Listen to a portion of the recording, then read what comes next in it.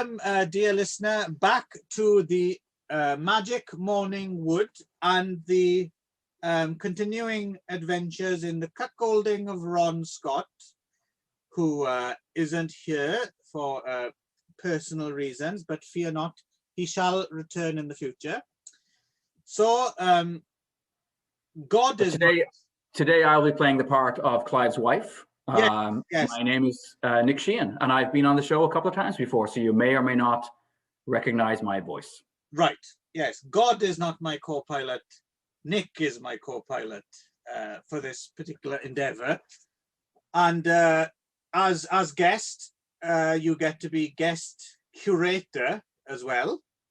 So it was up for you to choose a double bill for us to talk of. Oh, we should mention as well, this is kind of out of sequence of the kind of natural algorithm that me and Ron are tied to. So when Ron comes back, we'll be getting back to that. So this is disconnected. So what did you choose? Alexa, off. Fuck off, Alexa. Yeah. So I had the idea that we would do a couple of movies directed by Teshigahara Hiroshi and written by Abe Kobo, who is a Japanese novelist and playwright and all-around weird guy. Yes. And so... the figure, I think, is the word you're looking for. Yes. Yeah.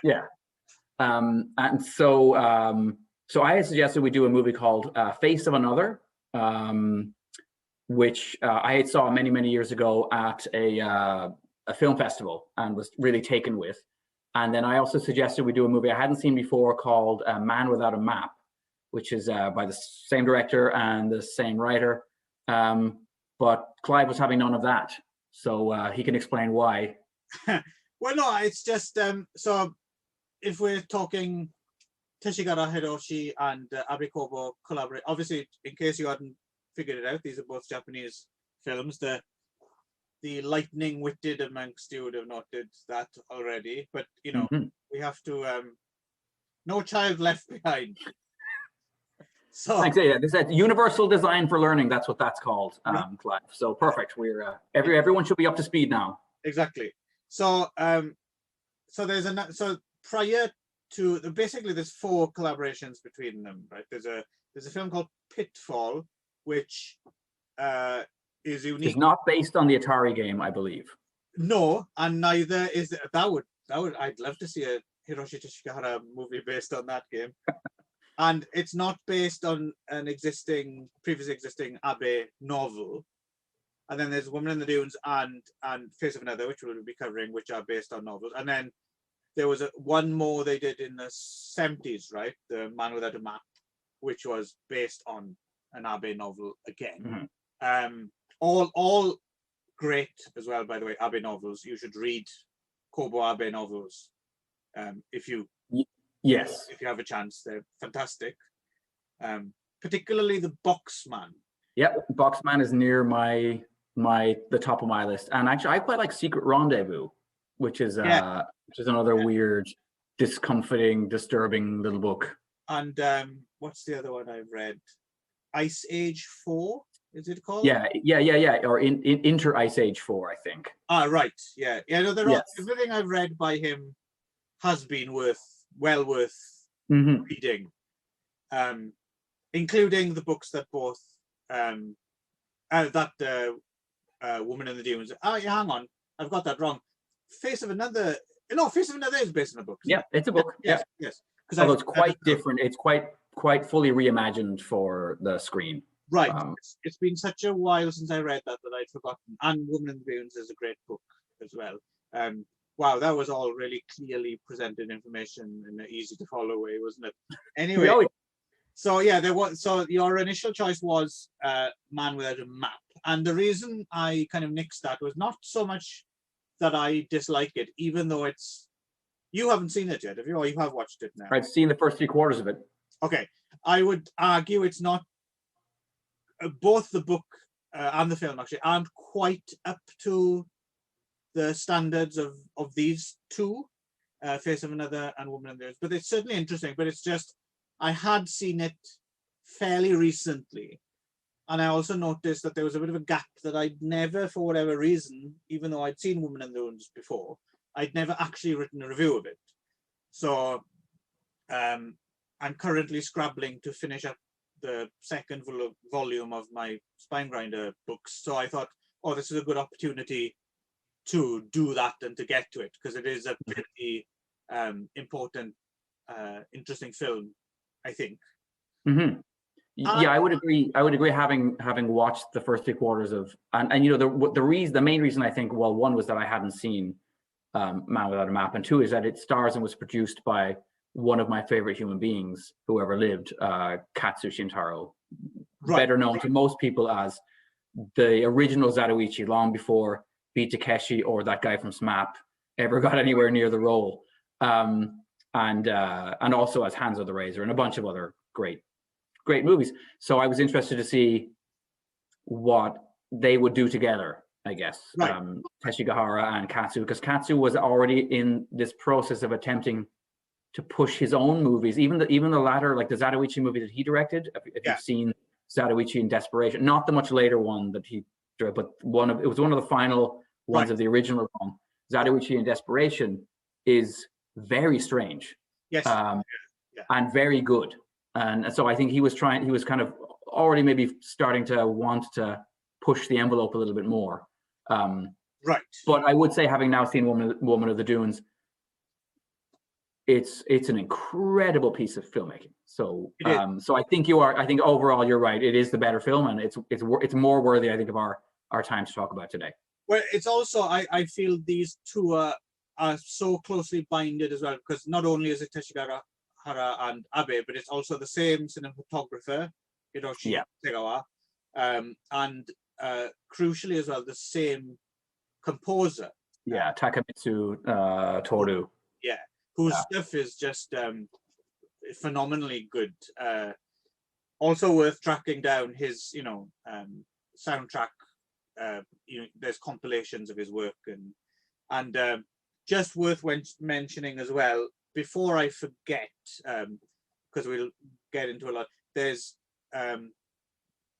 even though Woman in the Dunes and Face of Another are fantastic, there's one other non-Abe Hiroshi Teshigahara film which I think might actually be his masterpiece, and that is the 1980 film Rikyu. Okay.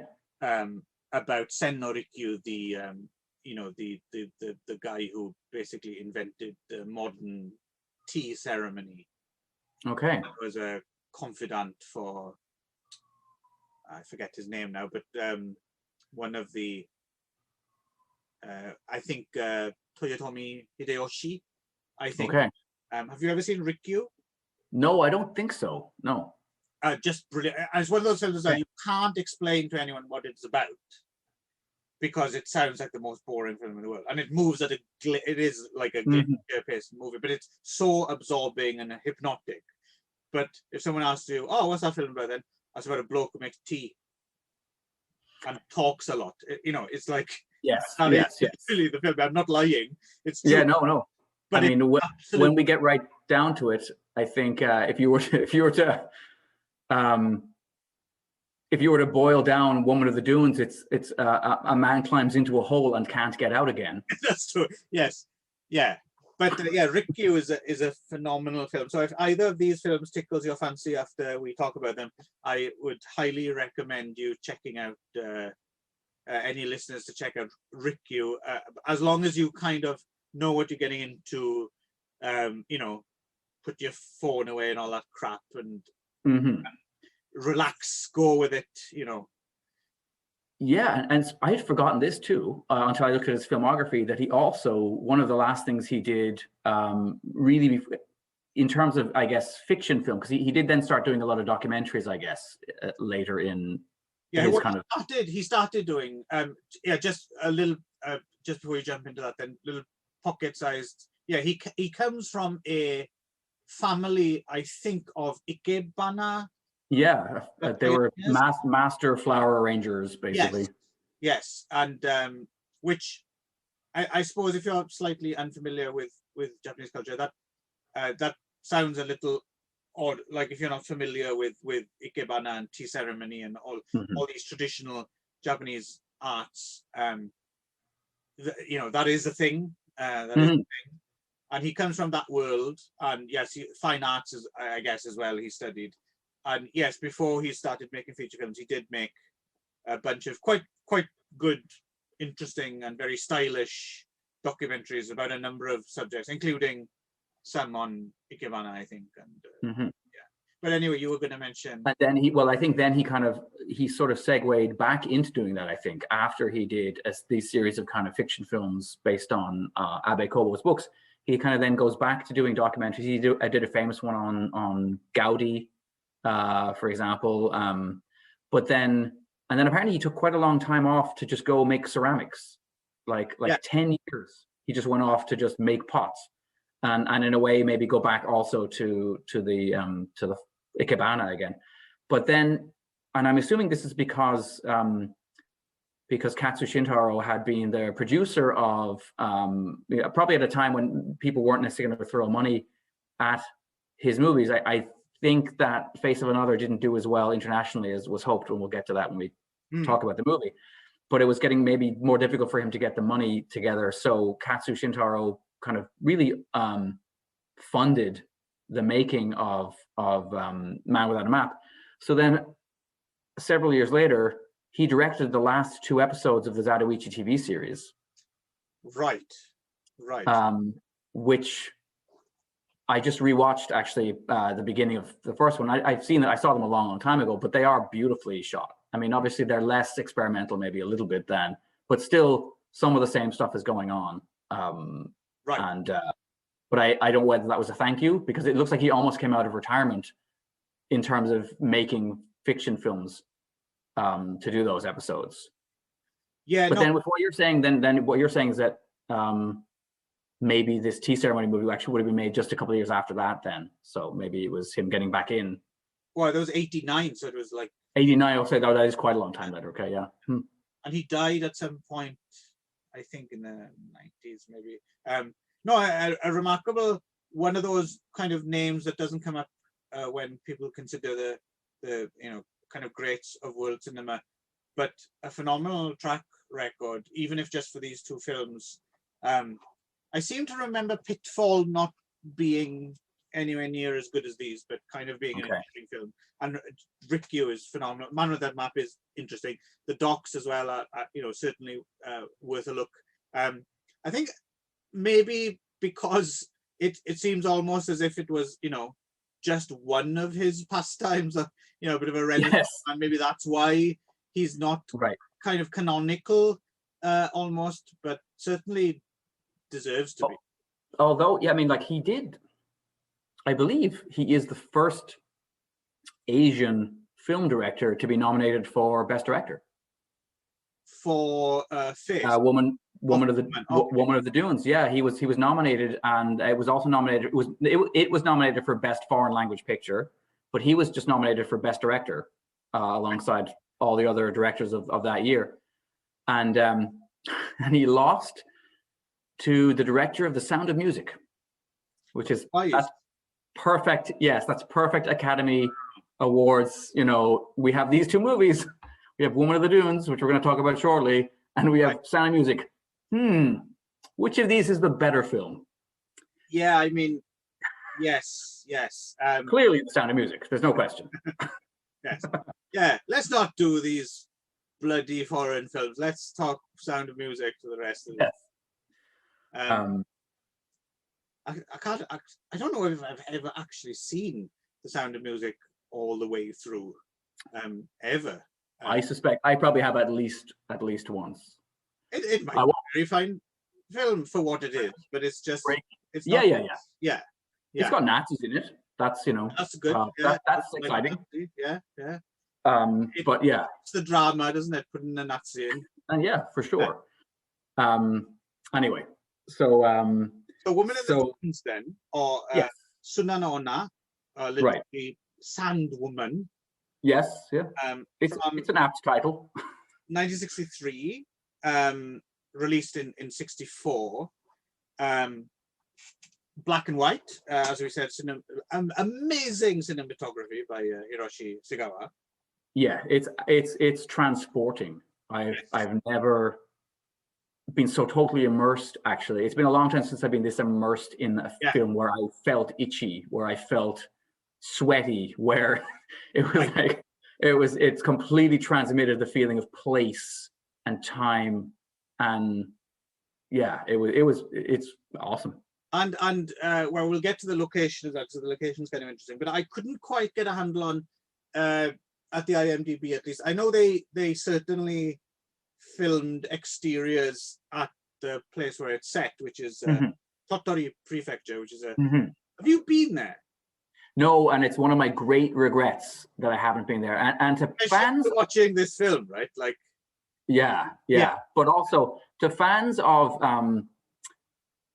Lone from Cub, if you have seen the second Lone from Cub film, which is also makes up the bulk of the English dub known as Shogun Assassin, those scenes at the end where Lone Wolf or Ogamito is running around in the dunes, chopping people's heads off and massive arterial race, that's all shot in Tottori as well. That's Baby Cat of the River Styx, right? Yes, yeah. Right. No, it's fascinating because in that film it looks a certain way, but in this film, I mean, I've never seen sand made to look quite so terrifying in a film. Oh, it's absolutely menacing, and also like living. Yeah, like a living thing. Yeah, some of the like shifting sand sequences in this, where you have like a mini kind of avalanche of, terrifying. Even though they don't really do that much, they're just like. I have a I guess, do you remember when we did Genocide and the Bees, and then quite far into the whole thing, I'm going to get it out of the way with earlier, but quite far into the whole thing, Ron suddenly came out with like, you guys know that I'm deathly afraid of insects, right? And you made me watch 2 movies about bugs, you know. So I don't have a lot of phobias. I had one recurring nightmare as a kid about nuclear war, about being vaporized, and it was probably just from watching things like Threads, and particularly the final scenes in what's the dream? Is it the movie where people go into people's dreams, and it's Dreamscape? Dreamscape, that's so. Yeah. The final scenes of Dreamscape, where the president keeps dreaming about this Armageddon scene of yes. So these images haunted me, and still do. I still occasionally have dreams about nuclear war, but much more than that is the fear of enclosed spaces and being smothered. Okay. Of suffocation through something heavy being on my chest, or being, and this movie is 2.5 hours of just pushing that panic button over and over again. Yes. And then when you factor in who the main character is, because our main character is a school teacher from Tokyo who has an interest in insects. Right. Yes. And I was like, this movie was made to cause me to have a panic attack. There was parts of this movie where I felt like the rising sense of an actual flutter in the chest. I can't breathe. That's an incredible feat for a movie to be able to do. Yeah. That's interesting. Interesting as well. You probably would wear this because you hadn't seen this film before, right? No. I'd seen this film before, and I actually remember at a certain point, because if anyone out of there knows Nick, they know one thing he's really crap at is keeping in touch and correspondence. Although he has got better in recent years. The last few years, yeah. And when he used to live here, he was like the only person in the country who didn't own a cell phone. And he would kind of go, well, he didn't really go missing. He'd be going to work, but I wouldn't be able to get in contact with him for periods at a time, because he thought he was being all cool and shit. And occasionally I did wonder, because I knew of your interest in bugs as well. Did he go to pottery and fall in a hole?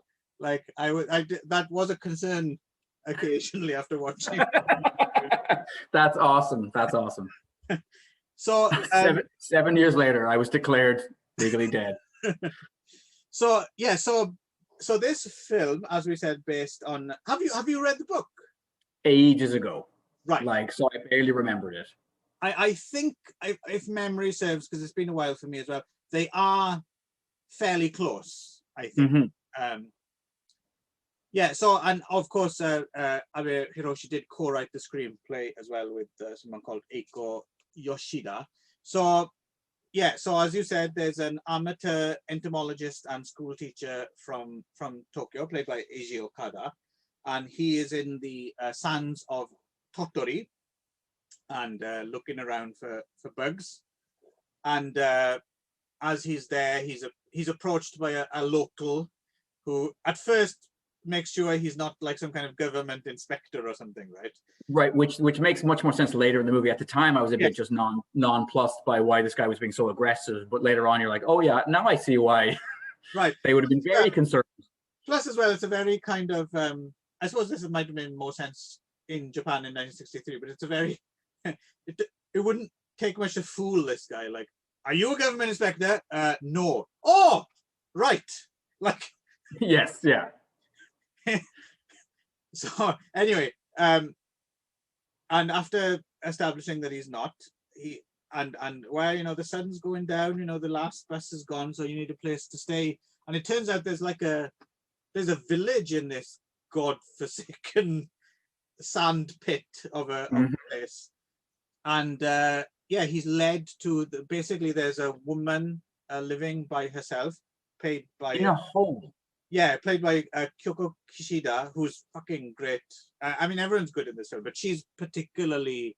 Yes, I'd like to talk more about her when we get. She's phenomenal. Yeah.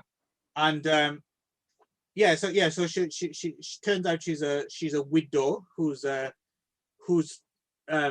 is it her husband and her daughter and child? Yeah, were son were by the sands, right? Yeah, they've both been smothered in a sand slide, basically.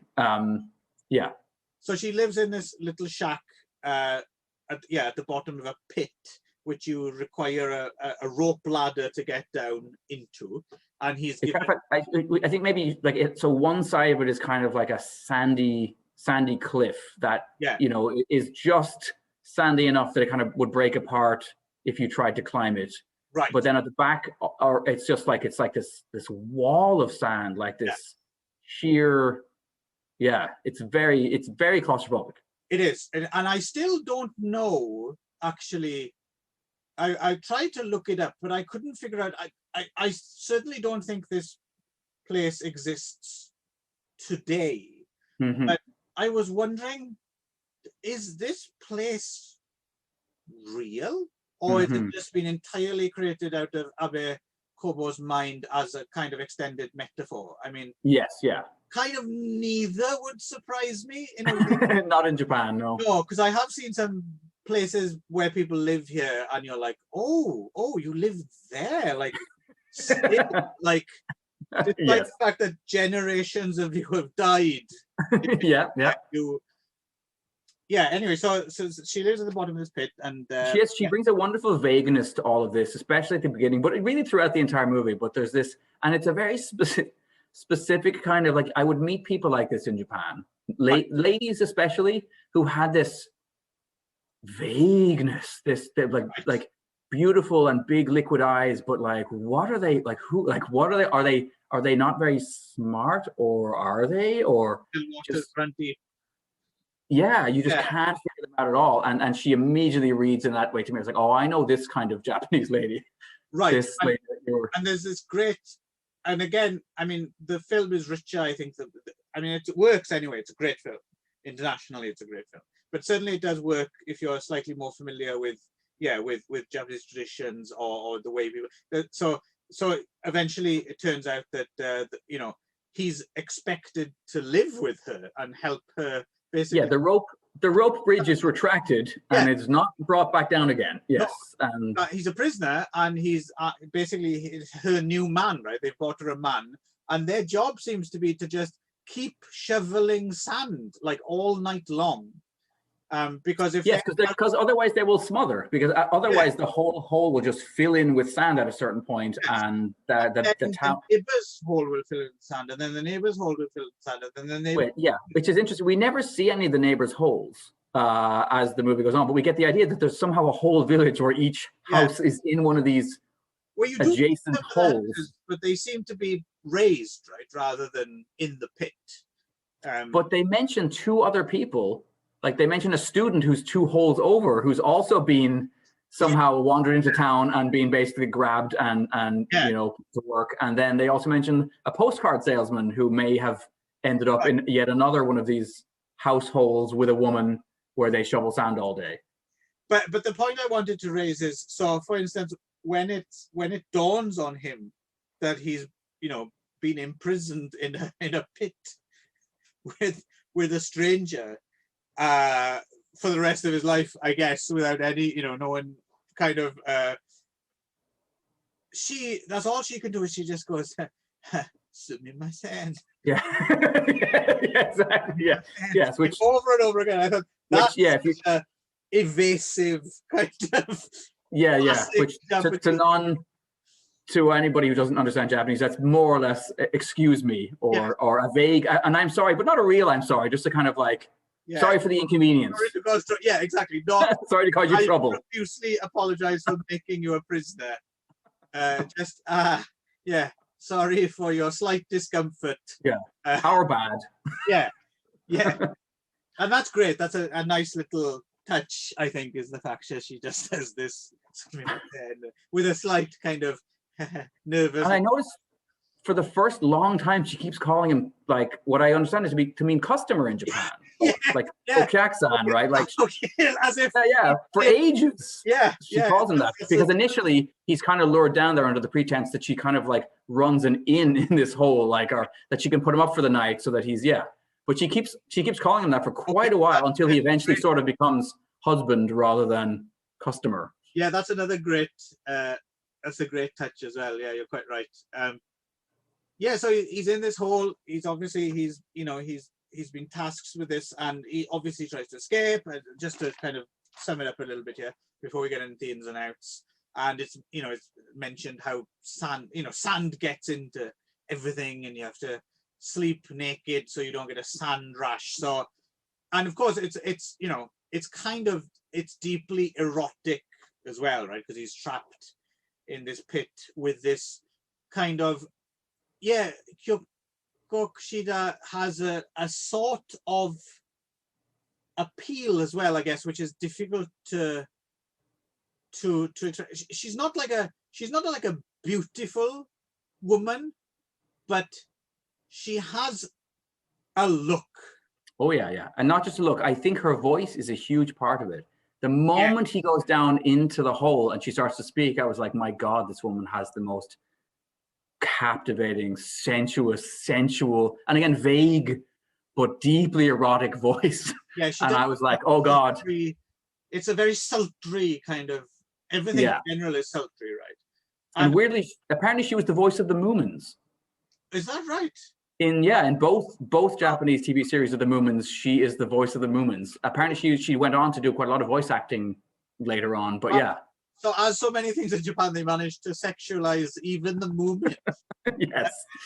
Sexy Moomins. Wow. So she's got a kind of it's very difficult, but immediately, right? Like as soon as you see her, and it's clearly designed this way as well. There's some kind of primal kind of magnetic draw. And the fact that she sleeps nude and stuff as well doesn't help his frustrations, right? So, and obviously he's trying he tries to escape, he fails, he kind of slowly resigns himself to this life, and then there's this amazing scene because he's asked he'd like to come out every now and again and take a look at the sea. Yes, because it's quite near the end of the movie. Spoilers, by the way. And the villagers are like, okay, okay, deal, but you've got to put on a show for us. And basically around the rim of this pit, suddenly the whole village shows up in masks, including a drummer. Oh yes, like to soundtrack the whole thing.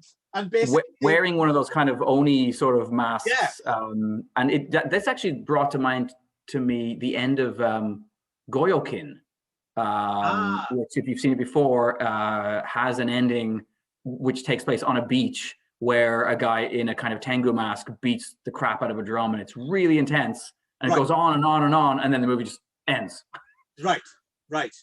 And yeah, so here basically they're expected to get it on to rut for their pleasure, right? And at the bottom of this pit. And obviously, and it's not just men either. It's like all the village women have showed. The whole village showed up. Well, I guess all the ones who aren't in other pits digging sand. And they're all either wearing masks or kind of veiled or have some kind of makeshift kind of, it's almost like, like headdresses or something. Or it's all very extremely ritualistic. And she's like, in her way, she's like, don't be stupid. Of all things, ignore them, rather than it's never strong, foot down, get the fuck away. It's always, don't be silly kind of thing. And he kind of makes a half-hearted attempt at raping her for their pleasure. And they're just enjoy watching this. The struggle, but she does actually kick him. I think she might even kick him in the nuts, possibly. It's intimated, but anyway, he does give up anyway, and they don't have sex in front of the town. No, but the town seemed reasonably satisfied anyway with the show that they've got, so they all kind of wander off. Not bad.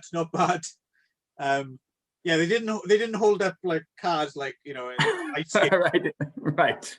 But I'm guessing maybe 6, 7, somewhere around there. 6.5, sure. The other film it reminded me a little bit of as well was have you watched the Australian film Wake in Fright? No. Which is about, again, a school teacher who finds himself stranded in the Yabba, this place in like the Australian interior, and just ends up in this endless cycle of just, beer drinking and sleeping all day in the intense heat and just not being able to get out of it. Right. It's a great film. Donald Pleasance is in it. Okay.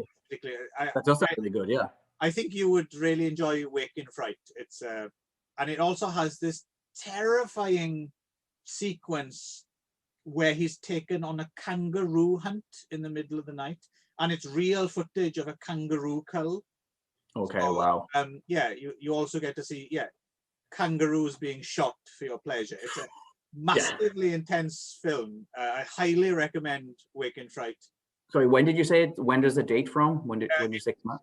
1971. Okay. So it's around about the same time, or even prior to Walkabout. Okay. It's a pretty amazing. I even got the chance to see it here in a theater. It was re-released a few years ago now. I even got a Wake in Fright T-shirt, but it's okay.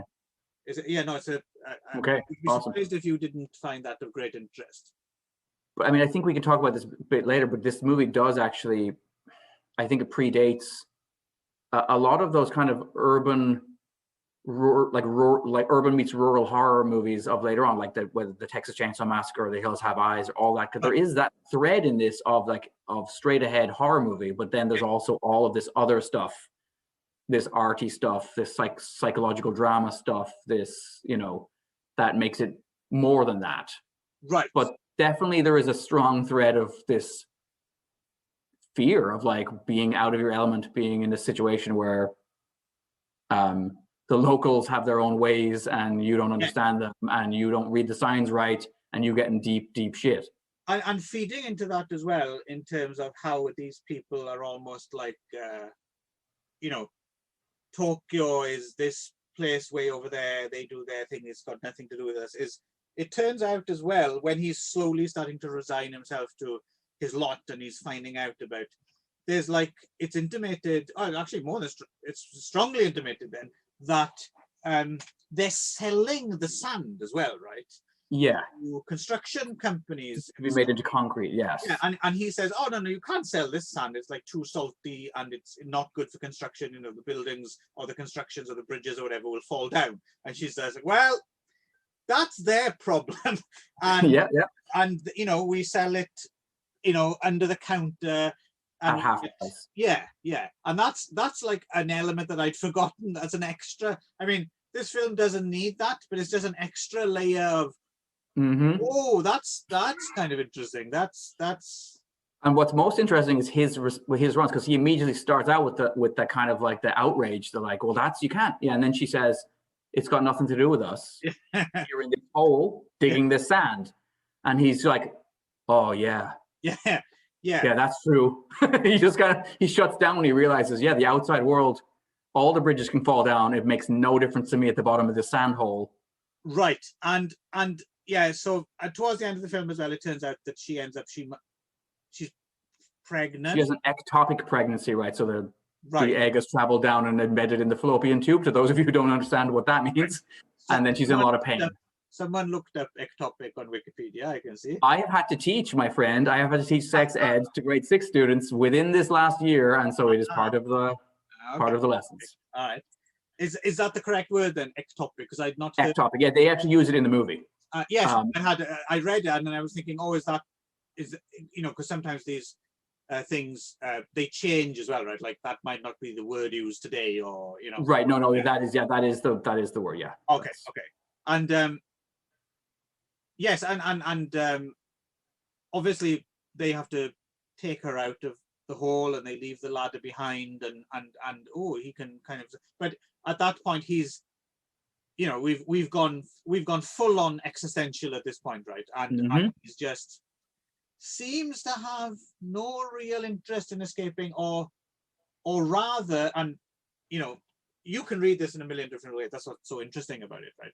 But to me, this sequence, because he's also earlier on, he found that you might be able to get water by building a well, and water comes from somewhere, right? And but I don't know if it's supposed to be groundwater, or he calls it a pump, basically, and through some process, there's the water is forming in this wooden barrel that he's buried. So basically, he's condensing kind of into this barrel. He's found something in this environment to intellectually stimulate him, right?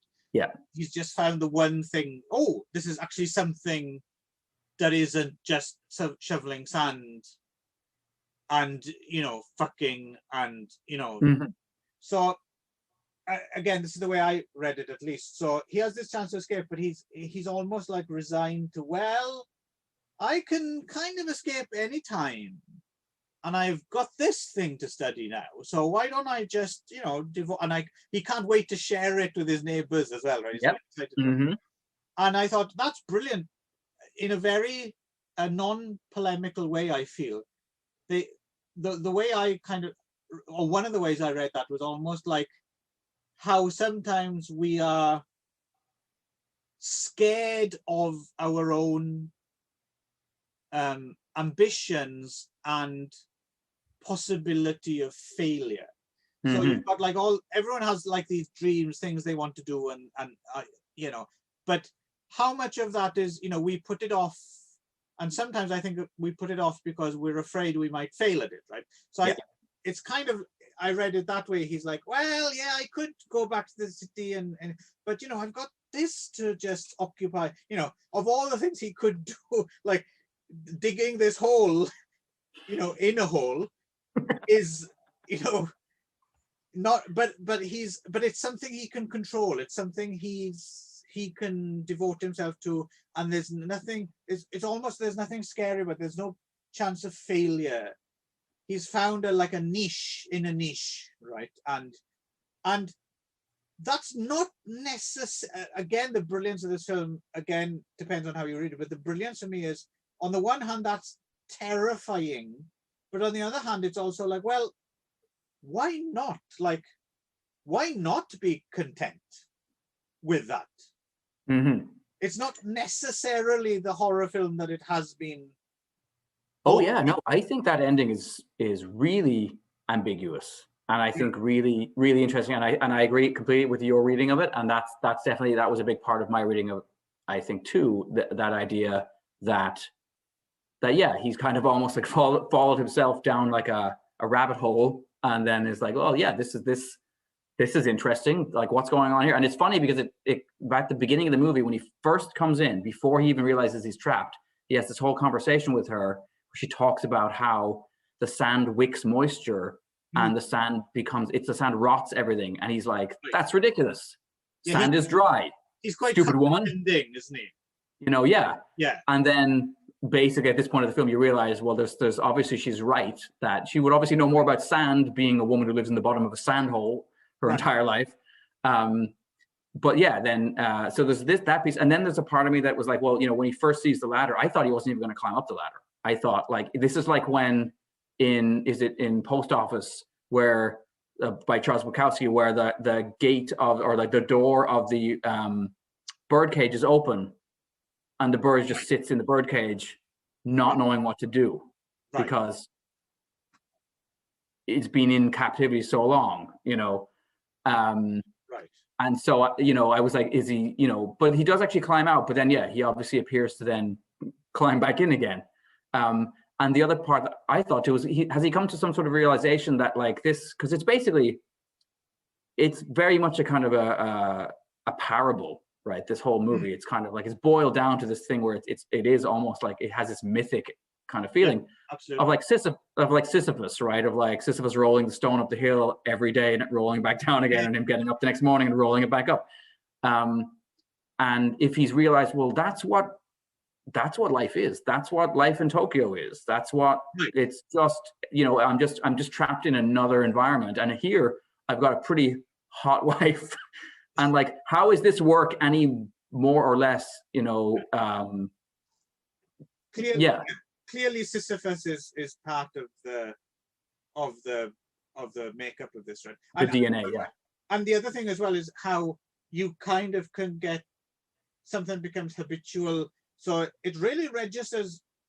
I don't know quite how they did this. And again, it's what you bring to your own film, but I'm thinking about certain things that I, you know, used to do that would be a massive drain on my time and energy. But because I was so into it, it seemed effortless. But then when you stop doing that thing, and now if you ever think about, oh, I might get back into doing that thing I used to do, it just seems like, oh, it's exhausting even to think about it. And yeah, the look on his face when I assume he's contemplating his life in Tokyo. Yeah, compared to his life, you know, at first I have to get out the hole, I have to get across the sands, I have to get on a bus, I have to get on a Shinkansen. Just the thought, and then when I get there, get my apartment, fuck all that. It just seems like such not worth it. I just stay here. And I noticed too, it was interesting, the first 2 or 3 times he tries to escape, he gets into his entomologist gear again. He gets into those white pants and the white shirt, and he's got all of his gear with him, and he's like, and then at a certain point in the movie, he just starts wearing that kind of yukata, you know, and you're like, oh, hang on. And then when he escapes when he seems to want to escape at the end, maybe he doesn't touch any of that stuff, and that's when you kind of know he's not going anywhere. This is his home. He has made a home here in this suffocating hole. But just at the same time, as I said, like the feeling of panic, like those early scenes where he's trying to get out and he's trying to climb up the sand wall, it keeps caving back in on him. It's just that feeling. And then the one time he does manage to actually get out of the hole, he builds a grappling hook at one point out of a pair of scissors and a stick, and he weaves a rope, and, you know, it takes him obviously days and days to do this. He climbs out, he runs around, gets completely lost because he has no idea where he is, and then winds up in a quicksand pit, which is even worse because he's literally about to be suffocated by sand, has to scream for help. The guys are like, oh, yeah, come on back to your hole, buddy. They bring him back. And subtly kind of making the point as well that there's always a worse hole you can fall in. Yes. Everything's pretty, I mean, there's a few shots, I suppose, that are a little bit on the nose when you see like insects in jars and stuff like that, I suppose. Okay, but it's not rammed home. And beautiful photography. I'm guessing you must have got yourself a bit of a entomologist's hard on at some of the. Oh yeah. The tiger beetles were fantastic. I was like, really very crisp, beautiful photography, right? Especially if you watch it in high definition now as well. I mean. But that was another thing too, like the whole, like that's an aspect of entomology that you know I'm not into. I'm not into like actually chloroforming live you know specimens and pinning them. But that obviously has been a big part of entomology. But then him, like those scenes of him early on where he's pinning the insects in the little sandy shack, the slanty shanty. Basically, he's obviously whenever you see that, it brings back this idea of like, well, he's trapping these things. And at one point he directly says, because he's trying to build a trap later on in the movie to catch a crow, because he thinks it's his last chance to escape is going to be to catch a crow and attach a message to its leg and have it fly out. He says something along the lines of like, I need to feel like I can make a trap. Like I've been trapped. Like a part of it is his wounded masculinity. For the first big chunk, he's like, I'm not going to die like a dog. I've been fooled. Yeah. You know, how dare you trick me? He's really wounded and hurt by this. And then he directly says, I'm going to trap a crow just so I can be the man. Right. He's great actually.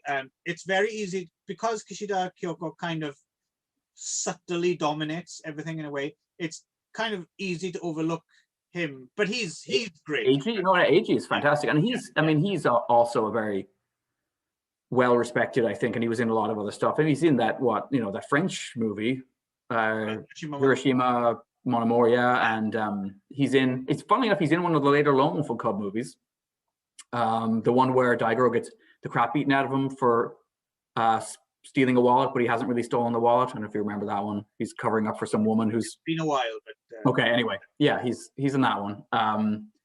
He was in lots of. But I think his performance is pretty magnificent.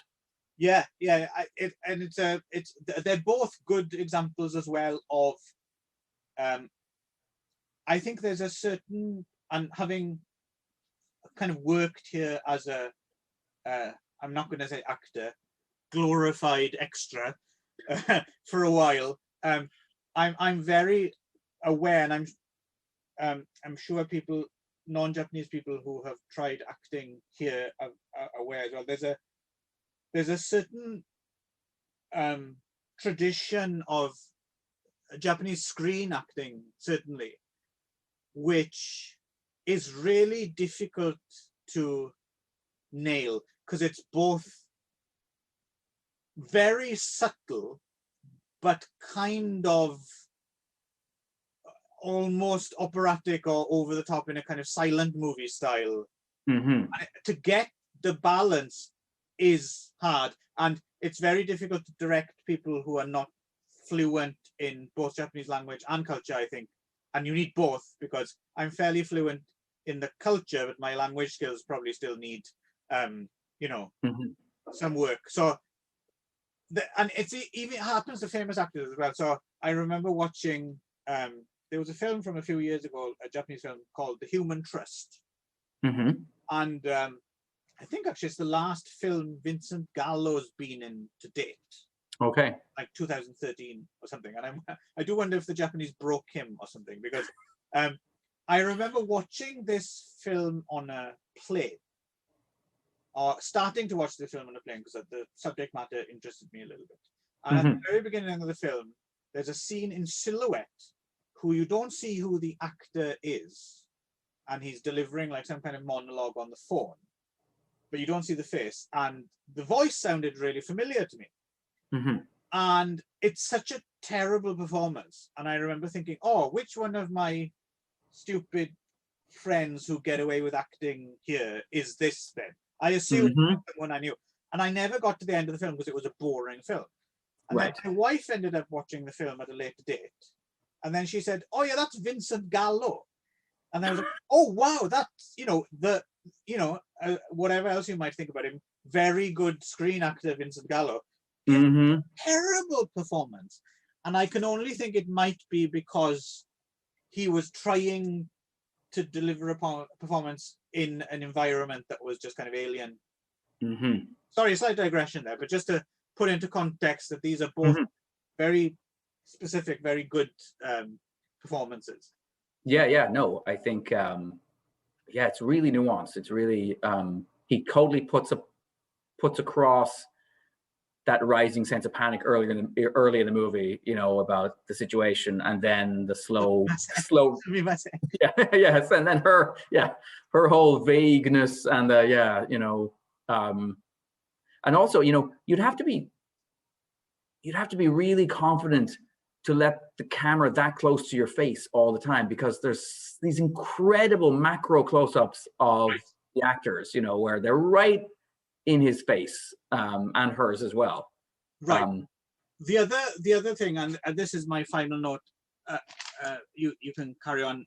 Some things there. This is my final note beyond just what a great fucking film and everyone should see it. Yeah. It's because I did finally sit down and write a review of this as well. And what didn't occur to me until I started writing it was the other thing that's kind of quite impressive, and which didn't strike me at all because it's so smoothly done. So you got Segawa Hiroshi's cinematography at the same time doing two very distinct things. So on the one hand, you have these incredible nightmarish vistas of dark sand on this level. And then, like you said, you have these incredibly intimate, claustrophobic scenes. And they never jar, right? It never goes like from one up the, you know, up out of the pit into the expanse. It never, like, it all feels of a piece, and that's kind of quite remarkable as well, right? You usually kind of have one or the other, or it happens in a way that, like, you know, like for instance, like a brilliant example would be like Lawrence of Arabia, right? An amazingly photographed movie. But when the vistas open up, like it's not it's like, woo, here we go, da, da, and it's like, yes, awesome, this is cinema, whatever. But it's a transition that you're deliberately made to make aware of. Whereas in this film, the transition from one to the other is not, it's not accompanied by a swelling on the soundtrack, or it's all of a piece. And that's kind of struck me as, that's quite unusual and something I've seen too much. But the sand is never not threatening, regardless of whether he's a tiny figure running along the top of the dunes, or whether we're close up and he's rubbing this. I should say also, I watched this movie after having come back from the beach with sand in my fucking hair. And so this movie made me so itchy. Like, as I said, it couldn't have been more perfectly timed and perfectly created to make me feel uncomfortable. And as I said, I was amazed. The first half of the movie, I really felt like this movie is gonna, I hadn't seen a movie in so long that made me feel so viscerally affected, where I was like, I'm gonna have a panic attack. I'm gonna flip out. Well, all things are relative, and just as you know, there's always a sinkhole you can fall into, Nick. I'm just jealous that you have hair. Well, there you go. There you go. Yes, there's always so this film is quite brilliant, isn't it? Yeah, it's amazing. I mean, I think a few other things that obviously jumped out at me is one is Abe's work, and you know, I think he didn't make any secret of this, was highly influenced by Kafka, right, and Edgar Allan Poe, right. They were both, and this to me, this movie is a weird mashup of the most claustrophobic elements of Edgar Allan Poe, like the cask of Amontillado, or you know, that kind of stuff, right? Or the one about the guy who gets sucked down in the whirlpool. I can't remember what the name of the story is, but that story is incredible, right? But it has that same energy of like this, you know, you're helpless in the face of this, right, of nature. Something Maelstrom. Yes, yeah. And then Kafka in that, you know, whatever action you take will not lead anywhere. You know, you will never get the results you want. Like, you can try and try and try. The way I think there's one, The Castle, where like this guy is just endlessly trying to get some piece of paper stamped somewhere, and just constantly this nightmare logic of being rebuffed and having to go home over and over and over again. And that the movie had that kind of. I hadn't thought about this. This film might make. I mean, it makes a great double bill with the film we double billed it with. It would also make a pretty good double bill with Orson Welles' version of The Trial. Yes. Because there's something just so alienating, and I mean, it's that Sisyphus thing, and I think that's what comes through, I think, in Kafka as well, that the pointlessness of action. But the difference is, I think, is when I'm reading Kafka, is even though I can relate to it to a certain extent, it's so alienating sometimes, like, because Kafka was an alienated man, right? So Yes. when I'm reading Kafka, I don't necessarily go with it all the way in terms of I can relate to this. I can relate to it to a certain extent, and then for the rest of the way, I just think, poor fucking Kafka, you know, being Kafka's Right. no better. Whereas with this, I relate to it all the way, right? Because it's Yes, like, and here's another earlier. thing that occurred to me, and this connects to what I talk about next. But Abe Kobo was fiercely interested in entomology, so in that way, this character is partly a kind of a self-portrait, right? Right. And also obviously had great aspirations and hopes. He wants to be published. He wants, you know, and in the way that it seems like this main character kind of does want to make some discovery. He wants to find some new species of tiger beetle. He wants his name in print. You know, he has these aspirations. But metamorphosis, again, getting into that Kafka thing, right? Like, so basically he goes into this hole and he goes through a metamorphosis. It's like he's a cicada casting off an old shell and becoming something new, right? And that is exactly. And that is entirely what Face of Another is really all about. It's this process of going into a cocoon and then hatching out as a new species. And in a way, he does almost seem, by the end of the movie, he's not the man he was when he went down the rope ladder. Yeah. He's a new type of man. It's interesting, actually. So both of these, and we'll get onto A Face of Another next, I guess, then.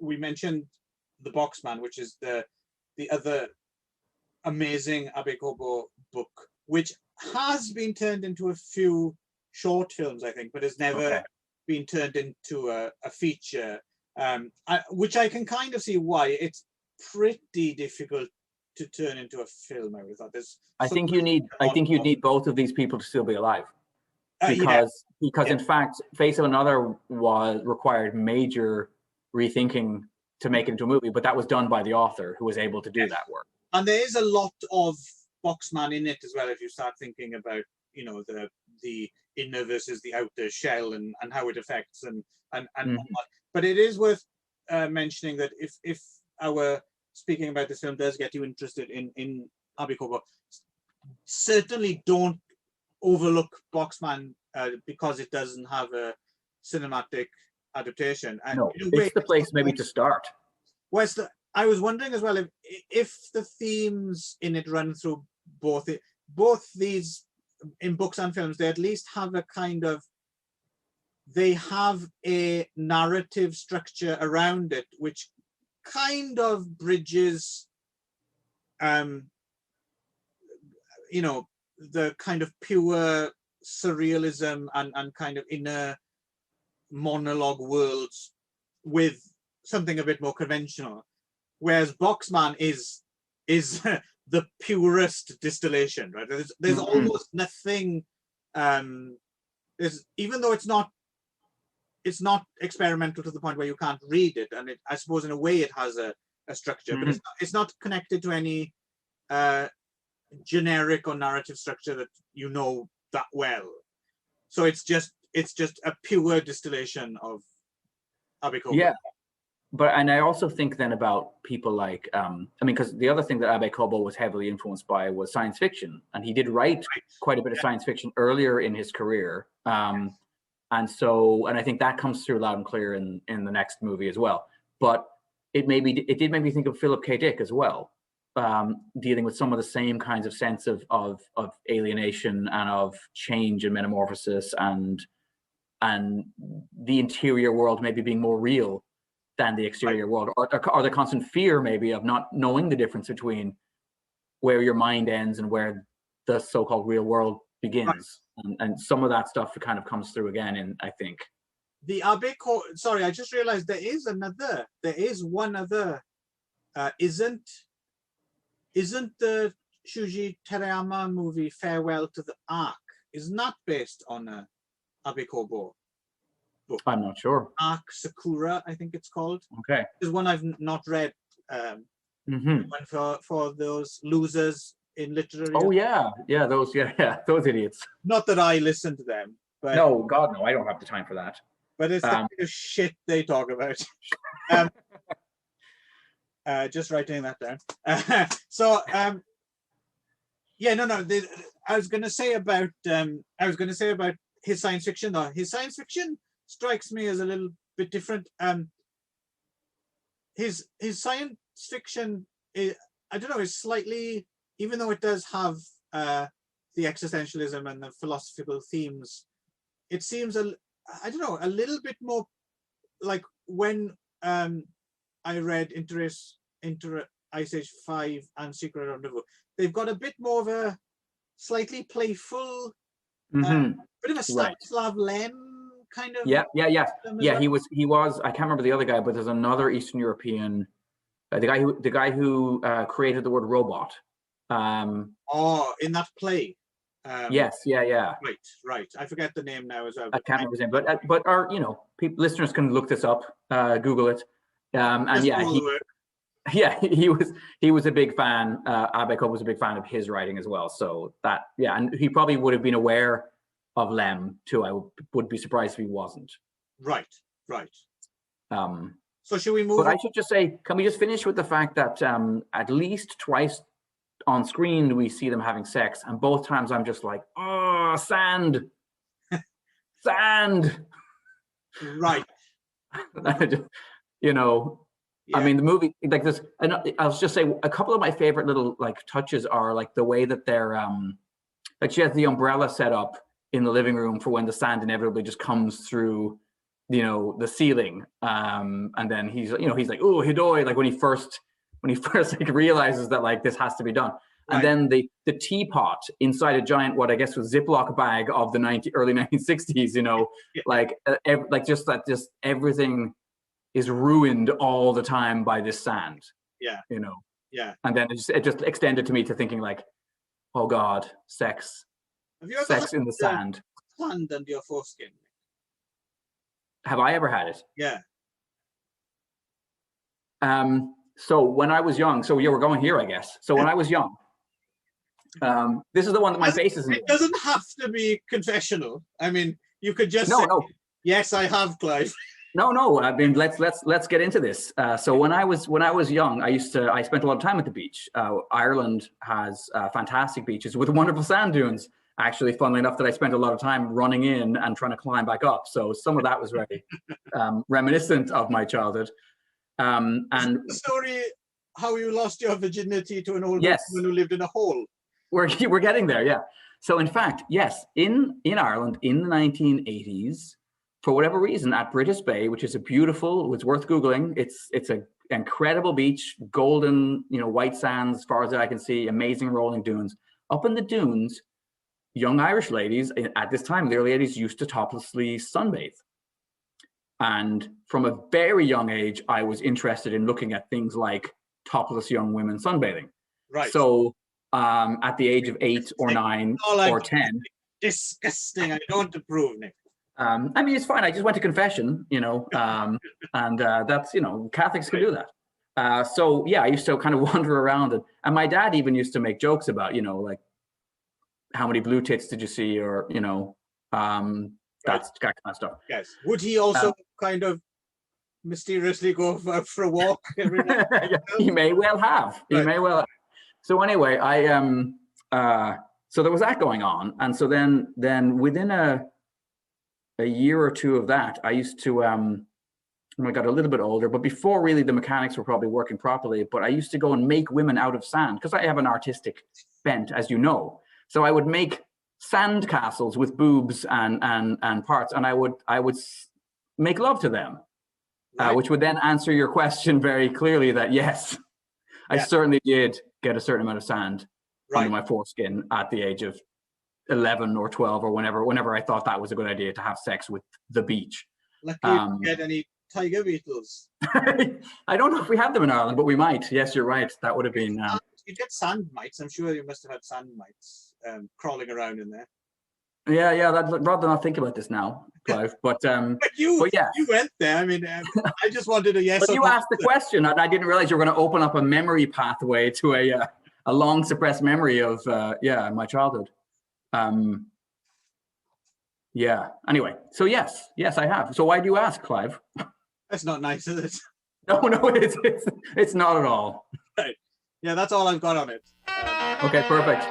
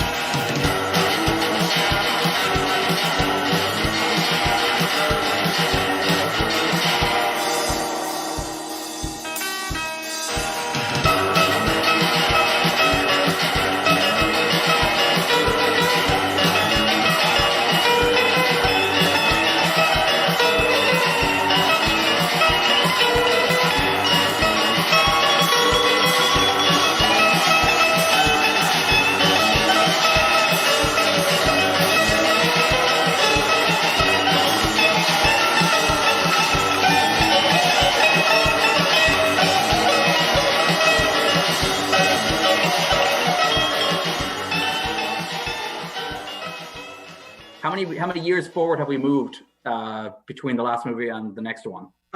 I guess it's 2 or 3, right? So Woman in the Dunes was shot in 63, released in very early 64. That one's for you, Ron.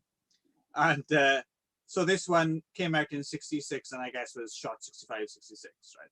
And Okay. again, same team, Teshigahara, Abe, Segawa, Takemitsu, and also Okada Eiji returns in a small role, and Kyoko Kishida returns in a more substantial role as well. So do you wanna go with the plot synopsis of this one? Sure. So I'm probably not going to refer to him by his character name. I'm probably just going to refer to him by his actor name. But Nakadai Tatsuya plays our lead character. I think I do have his name written down here somewhere. He plays a character called Okuyama. Okay. But you mentioned earlier Katsushintaro one being, one of your very favorites. Same for me goes for Nakadai Tatsuya. Oh yeah, I love Nakadai Tatsuya. He is certainly in, if we're talking about, not even just talking about Japanese actors, but certainly in my top 5 actors worldwide. Right. He's definitely in there.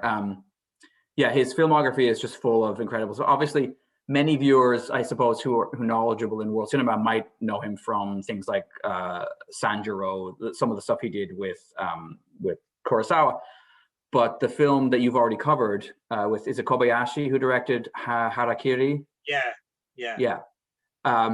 That's a film which you should listen to that podcast, or maybe go watch the movie and then listen to that episode of Magic Morning Wood, because that is a high watermark of Japanese cinema, certainly of Japanese. I don't know if you would consider even Chambara, because it's such a right.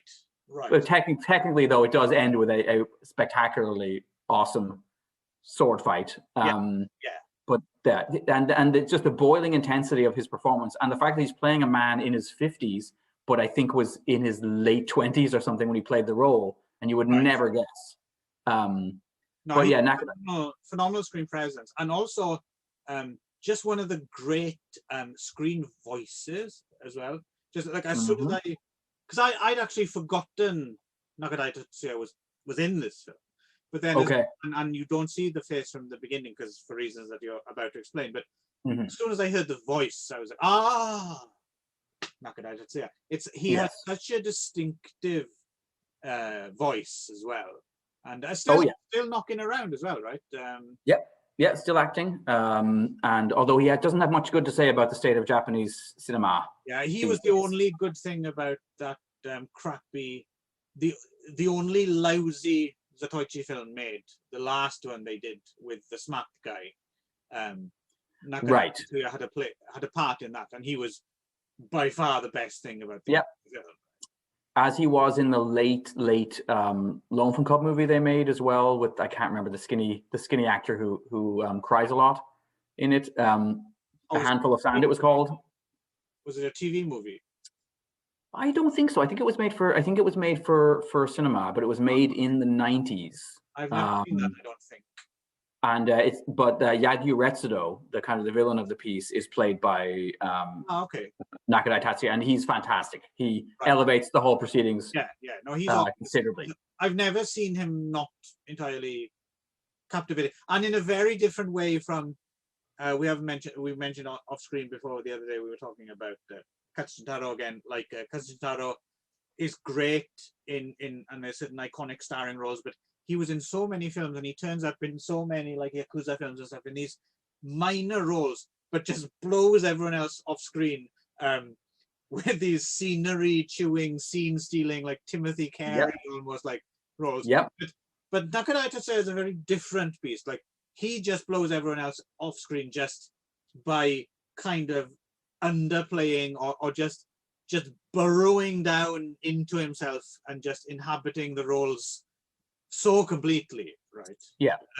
You'd never believe him.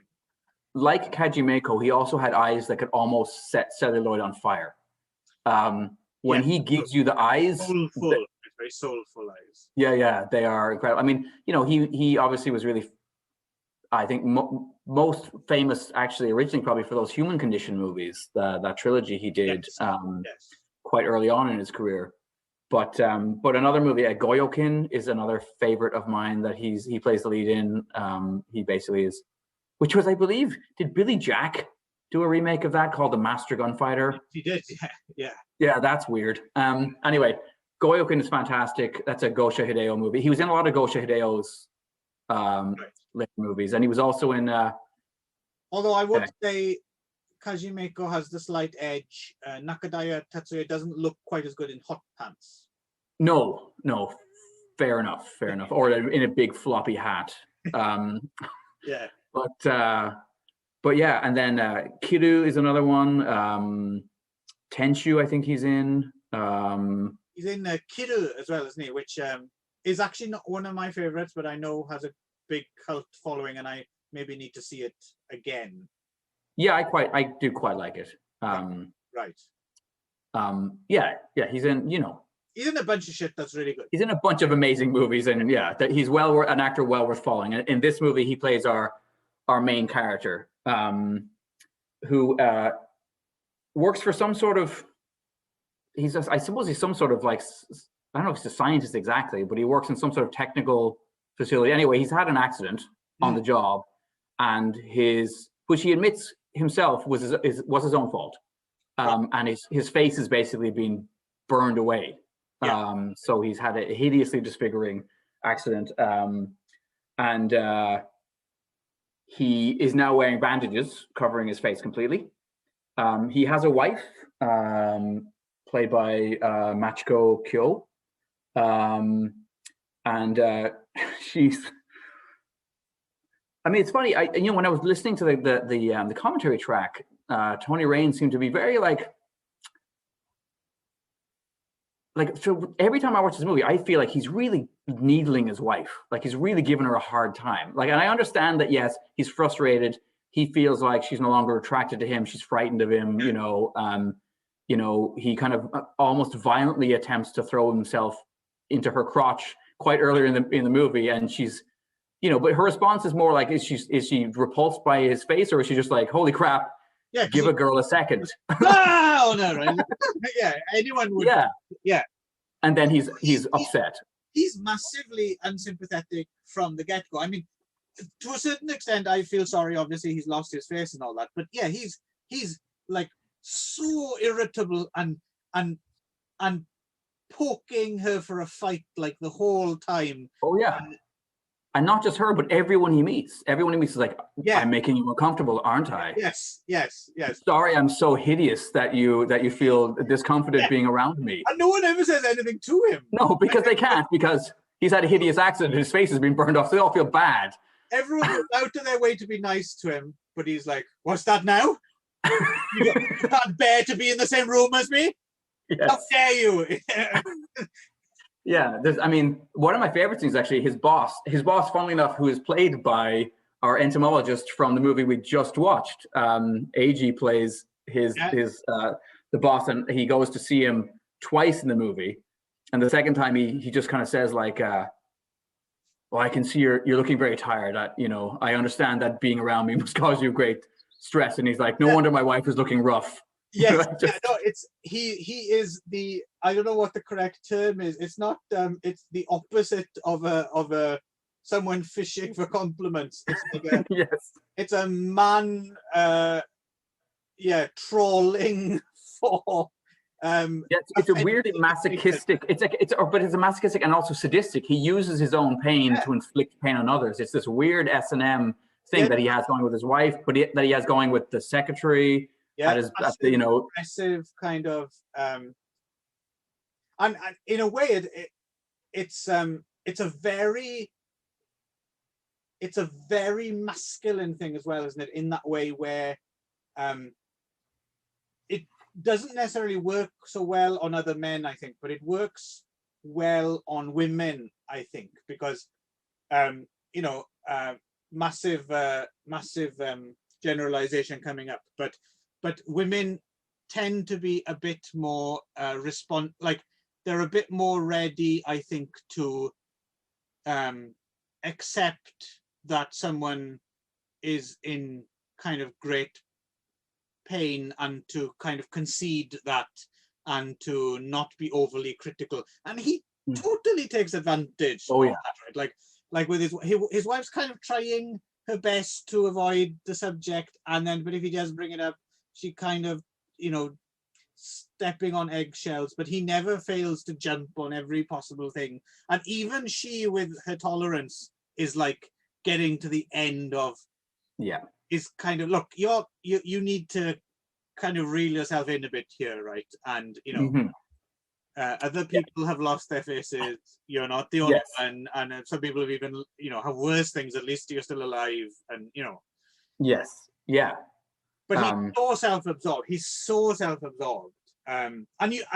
What's amazing about the film is even though this is front and center from the beginning, and also because it's not many people could get away with doing this, but because it's Nakadai Tatsuya, you also go with it. You're not entirely repulsed or pushed away with him. He's kind of being a dick, but you totally go with him. You're with him all the way. At no point did I ever feel like pushed away from this character in a way. I don't know how you felt about it, but I mean, I think there's a push and a pull at different points in the movie, depending on what specifically he's doing, and we'll get into some of those things. But I do think like is this just the way that he constantly comes back and has these kind of like at one point he says deep sea fish are so hideous because it's so dark. I want to put all the lights out in the world. So right, and then quite early on, like he's talking about how I want to basically cut your face up. Like he tells his wife directly, I've thought seriously about doing to you so you won't have face prejudice anymore. Yeah, it is the kind of thing. It's interesting how the climate has changed. It's the kind of thing, like if you mentioned that, you can imagine someone maybe phoning the police on her behalf, or her even look. Yeah, because he says, yeah, you're right. He doesn't just say it to her; he says it to somebody else as well. Yeah, I think he says it to his doctor. He hasn't actually done anything yet, but my husband's kind of threatened to cut my face off. Do I need police protection, or Yeah, and so basically he, the first half of the movie he's kind of, we do see him in the mask, but quite early on we do then see this doctor. So he has this doctor who's supposed to be a psychiatrist, but also in some kind of weird David Cronenbergian fashion, also is working on a new flesh mask kind of a thing. Yeah, this is Mikijiro Hara working with his nurse Kyoko Kishida again. Yes, who we've just seen at the bottom of a hole in our last movie.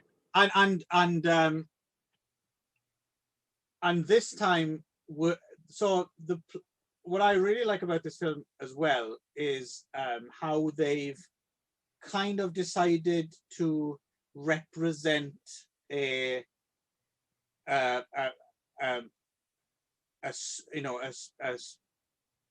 theater for surgery crossed with the laboratory, crossed with the living room, crossed with like everything happens in this room.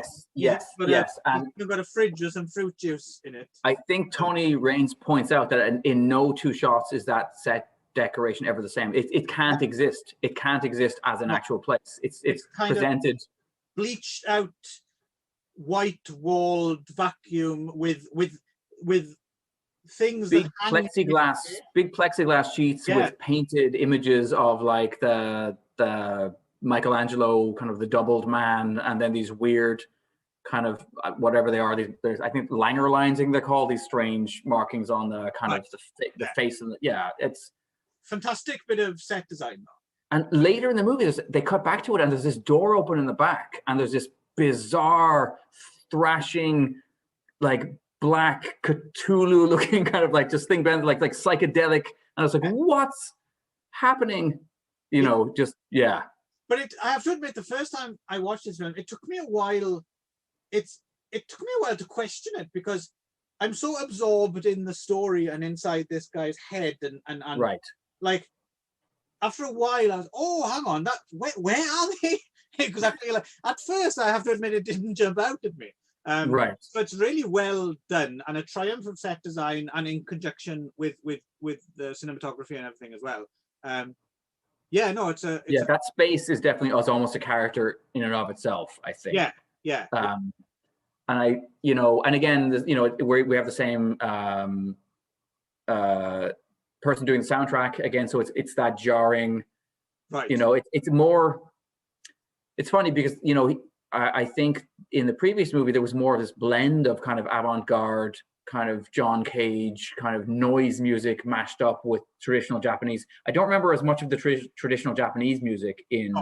I guess because it's a different kind of film. It's a modernist urban kind of setting, right? So it feels very different in that it doesn't. Yeah, there's none of the.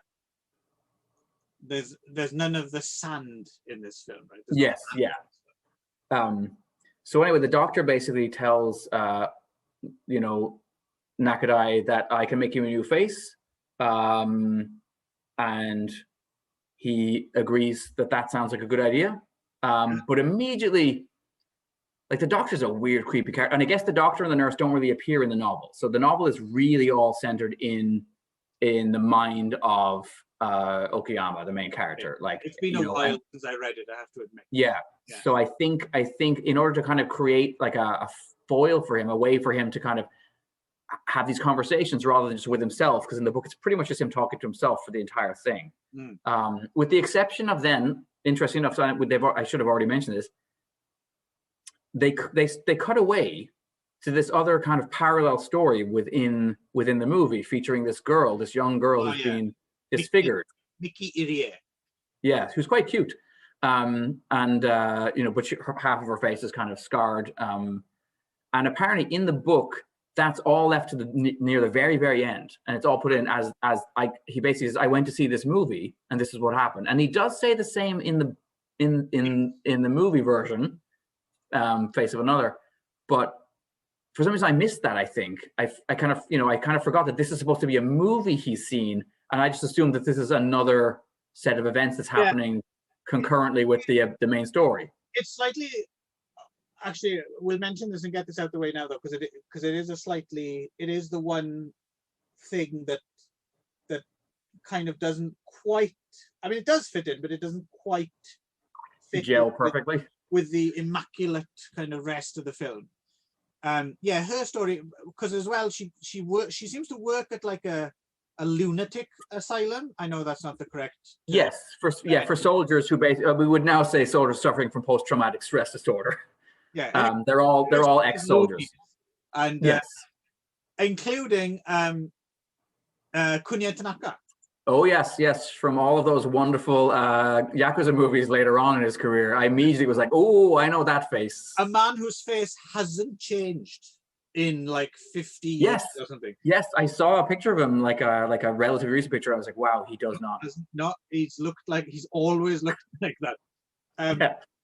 And yeah, and another guy attempts to, one of the loonies attempts to rape her, and then but so yeah, so I agree with you. I'm not quite sure if this is the film he's supposed to have But it watched. begins in widescreen. It's interesting because if you think about the rest of the movie is presented almost in a kind of a full frame. It almost looks like Right. it was fit for an old-fashioned TV. But when they first cut to her, there's almost this burn as it goes from him talking out to this, and then it's suddenly widescreen for a moment or two, as though. But the really peculiar thing about how that story, or story within a story, or digression, or whatever we want to call it, is later on, because you kind of forget about it for a while, and seeded now and again you see this girl, but then if I've got this correct, she goes to like some kind of ryokan by the beach or something, Yes. with her brother, Yes. and they basically end up having incestual sex. Yes. Yeah. I don't suppose she could have any other kind of sex with her brother, but No, not really. but then really peculiarly, she goes out after she goes out, and I suppose it's intimated that she's going to commit suicide. She's going to walk. I think so. Yeah. Sea, and then the brother is looking at her through the window with like the Venetian blinds. Yeah. And suddenly there's an explosion of light the other side. Yeah, either the sun has gone supernova, or they've been talking though about how there's the possibility of another war happening. That's true. Right. That's true. And then he's silhouetted with this kind of atomic flash, and then turns into a chicken or turkey, possibly hanging on a gibbet. Yes. That's amazing, but it's just so, in a film as kind of weirdly already weird. Yeah, that really had me kind of shaking my head, and I don't know if it fits in a way. Like, I don't know if it actually fits with the overall. Well, I certainly remember. I certainly remember seeing that. That's one of two scenes that stayed with me really clearly from seeing it in the cinema, actually, because I first saw this on the big screen. I'd love to. And that scene stayed with me. And then, strangely enough, the one of that door being opened in the background with that weird thrashing sea anemone, whatever the hell was going on, and that cycle, like that really stuck with me as well. But yeah, so that whole kind of parallel narrative, I guess, of this girl who's had her face disfigured, and then she feels like nobody can love her, and then the only sexual partner she can have, is going to be her brother. And then when she's had that moment of intimacy, she decides to kill herself, and she seems to be. The brother doesn't just overlook like her scars, like he enthusiastically licks it. Yeah, while they're having sex. Yes, that all reminded me of who's that comic book artist who did all of that incredibly disturbing, like people licking people's eyeballs, and Hino, right? Right. Yes. Hideshi or Hadashi Hino, or whatever. Right. Okay. Yeah, he had a lot of that kind of like scar fetishism and kind of the panorama of hell guy, right? Yes. Yeah. Yeah. So yeah. Anyway, it kind of reminded me of that in some weird way. But yes, that was all. And then that she's kind of. I think they tell us directly that she was in Nagasaki. So whatever is on her face is either a result of having been born afterwards and the radiation, or having actually been caught in the blast as a little girl. So then I guess that flash at the end maybe is coded as, well, this is it now. Here's World War III. Yeah. Also worth mentioning as well, since we did mention the Looney Asylum bit, is the snatches of Hitler speeches. Yes, played over the soundtrack as well. A little weird, since if these are all Japanese soldiers from World War II, you'd assume they would have just played, whatever the equivalent. I'm sure there was equivalent Japanese stuff, since Japan was, another Axis power at the time. There would have been Marshall. I mean, what's the stuff that those right-wing lunatics, drive around blasting out of their trucks in Japan? Right. The black van guys. I have to confess, I mean, even though I think this film is great, they're slightly more moving parts that I'm not sure if I entirely understand their relation to the overall meta. Not that it matters, but it's a slightly, yeah, it's not quite as immaculate as Woman of the Dunes. I agree. But then the Woman of the Dunes is almost like pure cinema. Yeah. It's pared down to such a core image, sound, the simplest story in some ways. It doesn't have a replica German beer hall. Yeah, München. Which, let's face it, though, I'm sure was pretty big in 1960 whatever. I mean, there still are all over the. I've been Tokyo. to it. Me too. Yeah, a friend of mine. It was his birthday, and we were looking for a place to drink. And what's this place down in the basement? And we went down, and yeah, it was like a replica, kind of strange, with the steins and women dressed, in those whatever, all those kind of the big blouses, dresses, and a guy wearing lederhosen, playing in a courtyard. Yeah, and big wooden tables with a feather on it, and it was just, whoa, where am I? Exactly, it was very confusing.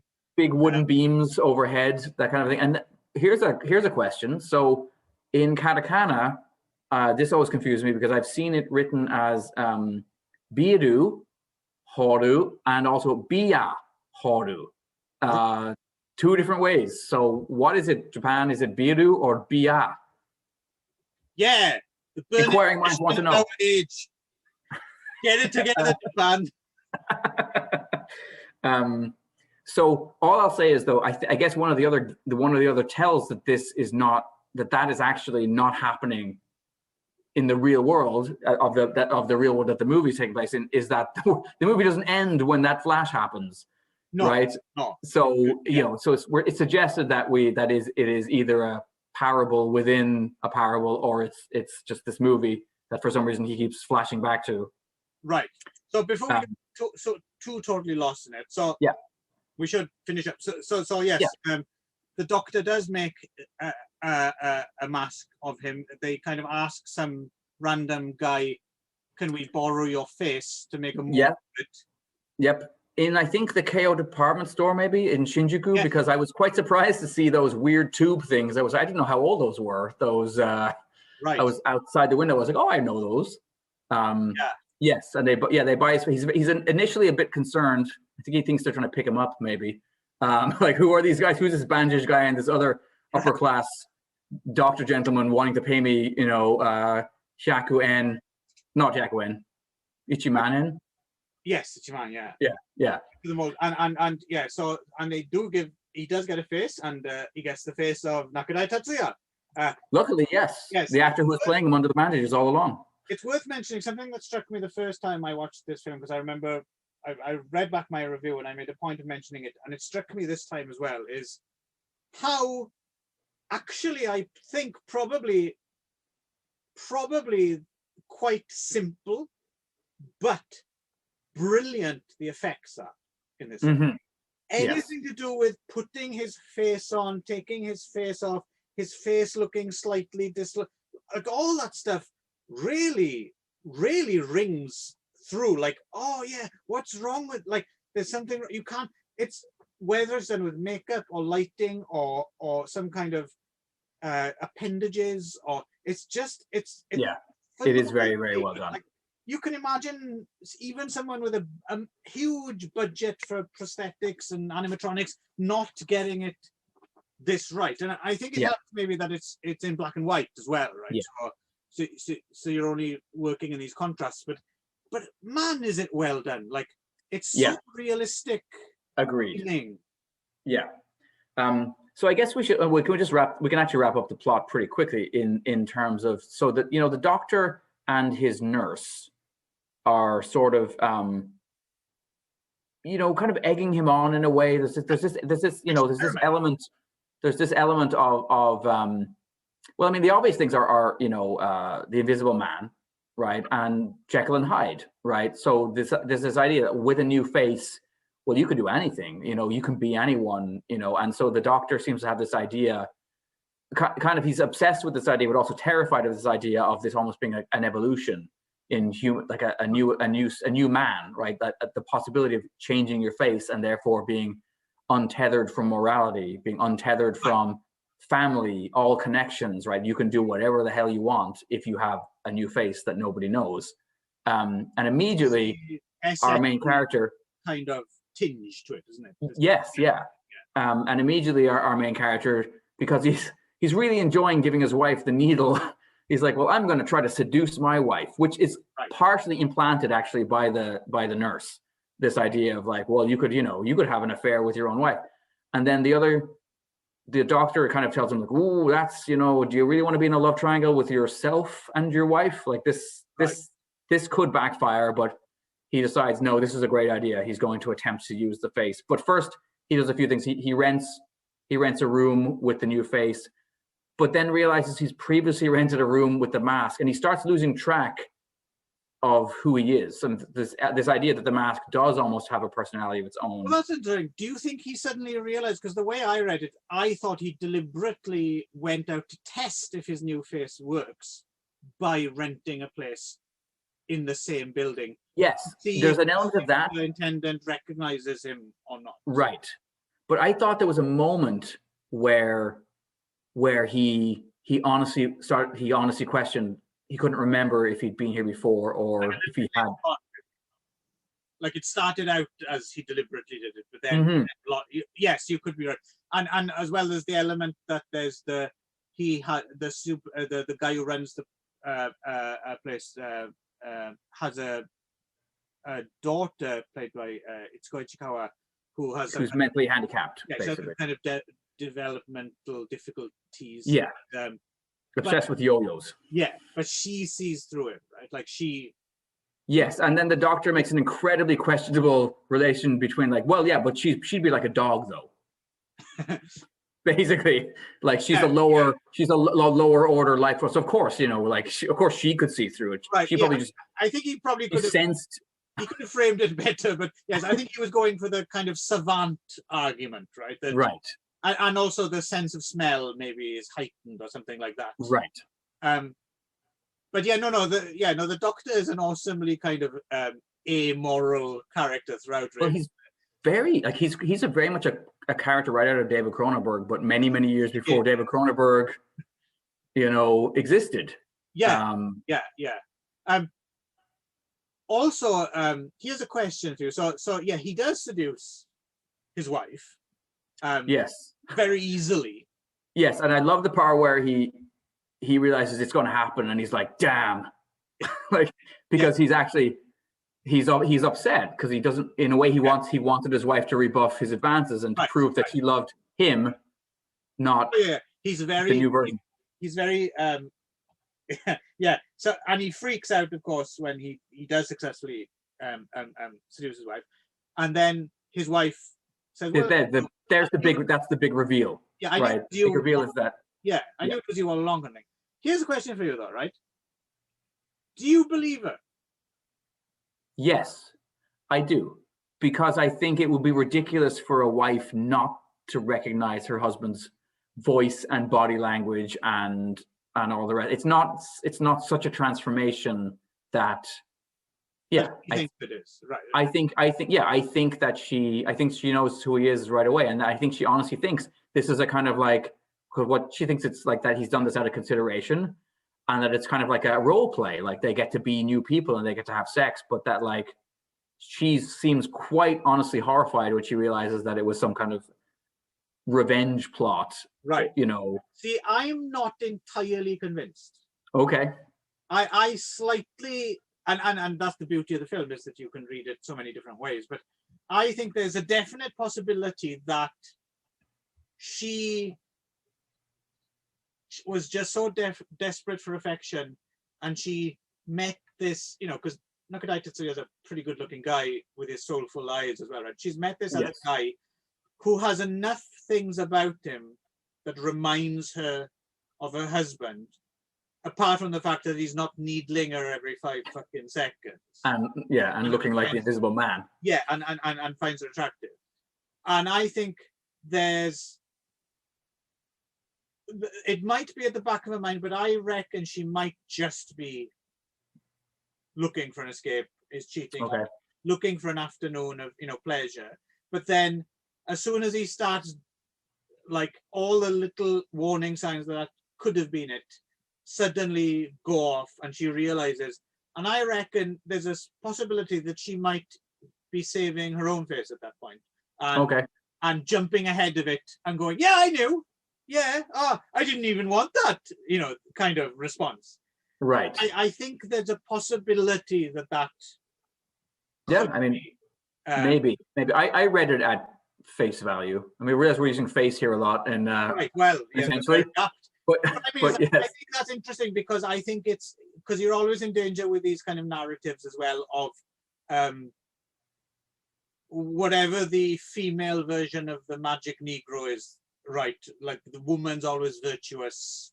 Okay, sure. Because as we just as those losers in Literary Effect discovered, women are cryptids to some people, right? So Yes. So it's inscrutable. yeah. So yeah, exactly. So I think it's fun sometimes to kind of just imagine that they also have their little survival mechanisms, and Oh yeah, no, it's definitely possible. I think. I mean, but regardless, it's a pretty crappy thing that he's attempting to do, whether or not. Absolutely, yeah. Like either way, he's gone out of his way to tempt her into the situation. And even if she did think it was somebody else, he still created the situation whereby, Yeah. But I think and it might be, just not maybe quite the innocent party that she might be. I did like too that he picked her up by in absolutely standard Japanese, like, do you want to have sex with me fashion of like, would you like to have a cup of tea? Yeah, because it's awkward as well, isn't it? It's like, you But apparently that's very standard, because my wife actually had some middle-aged guy ask her that at the train station once, and she was like, I'm heading home, but like, thanks. Yeah. And then her coworkers, her like Japanese lady coworkers, were like, oh yeah, that was basically, would you like to come to a hotel with me and have sex? And my wife was like, good to know, if people ask me for a cup of tea, because in Ireland, if somebody asks if you want a cup of tea, it's a cup of tea, right? They're asking, do you want a cup of tea? Yeah. Yes, unless they have their cock out in their hand. Well, yes, exactly. Go on.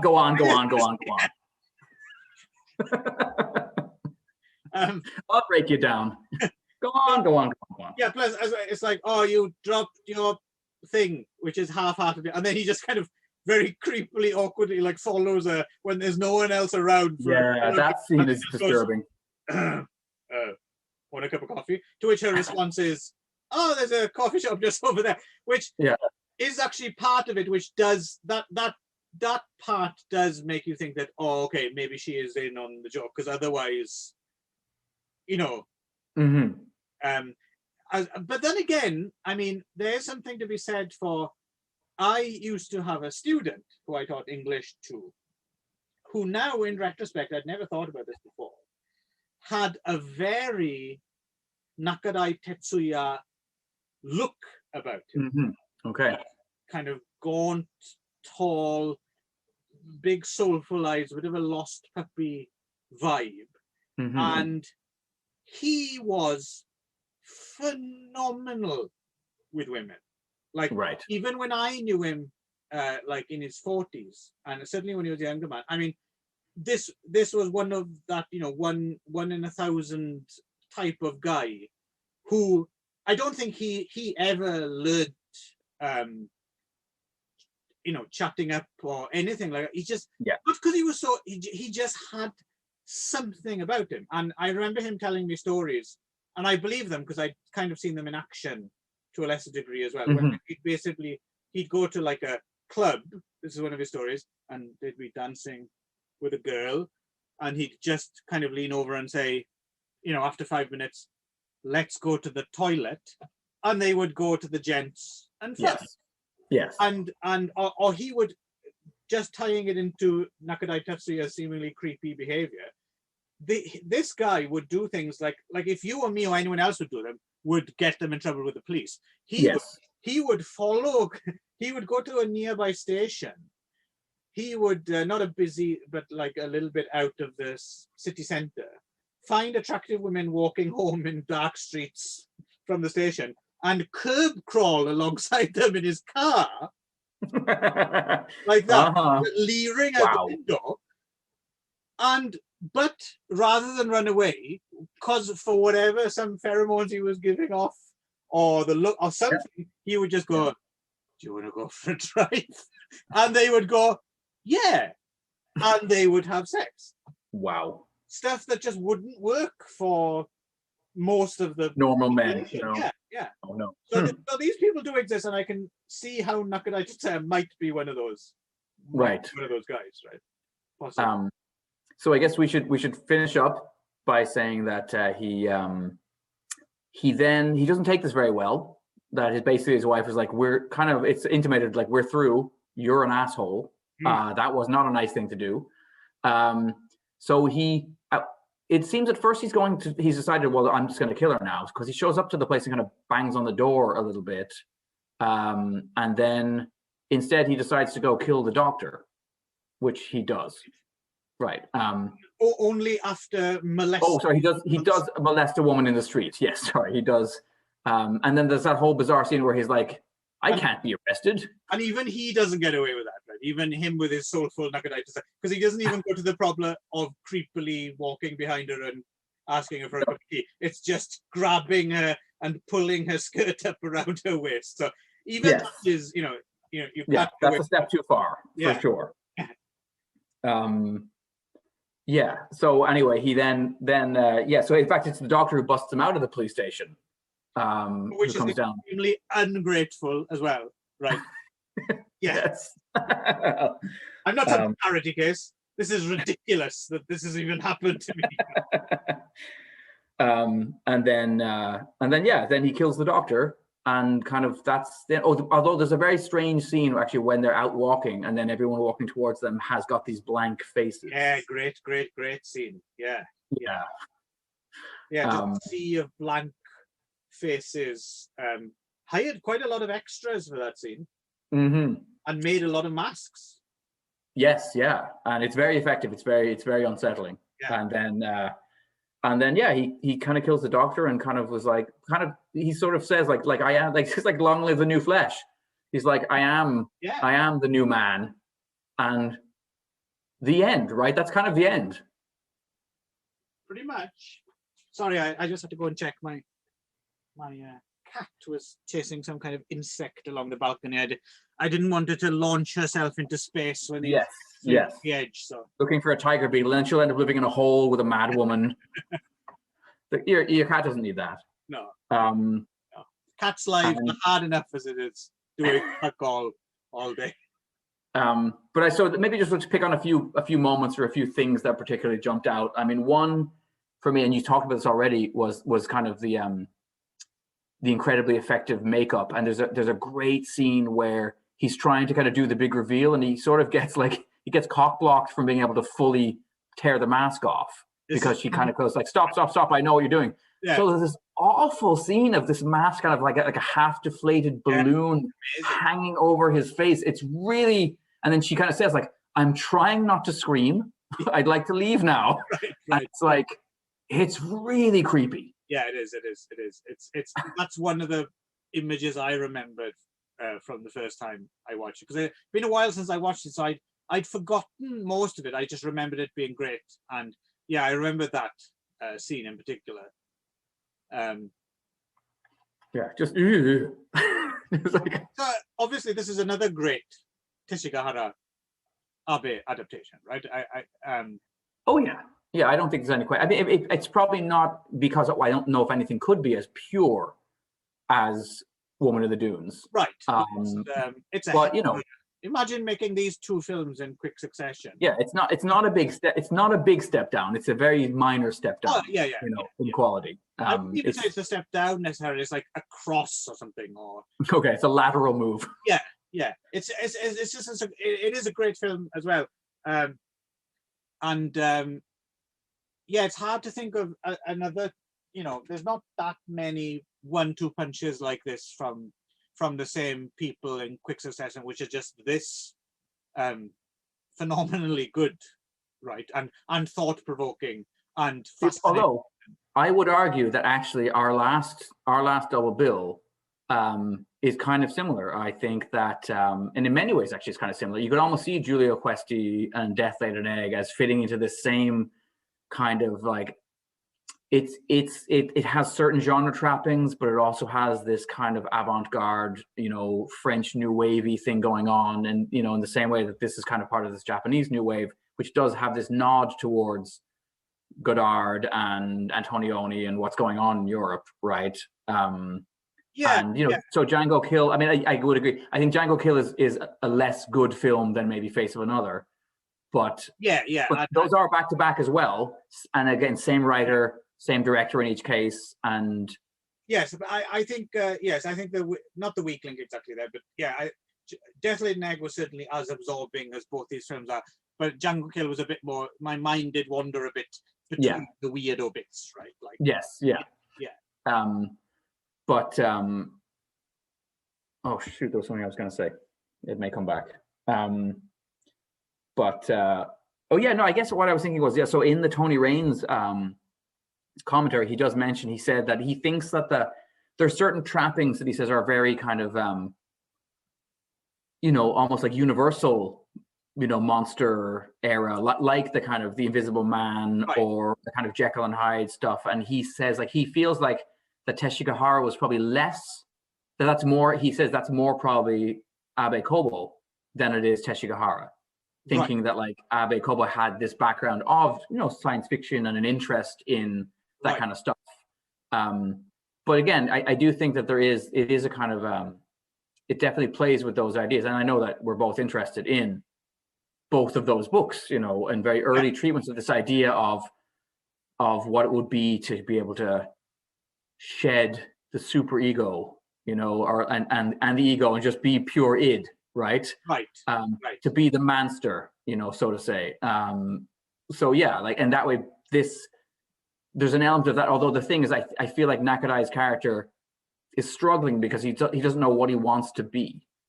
There is this element of like he's needling his wife all the time, but I don't think he really wants to be, like earlier on in the movie, there's a part where he kind of spies on his wife for a moment. And then he kind of has this breakdown where he's like, oh my God, I am becoming a monster. Like I'm a peeping Tom, I'm a creep.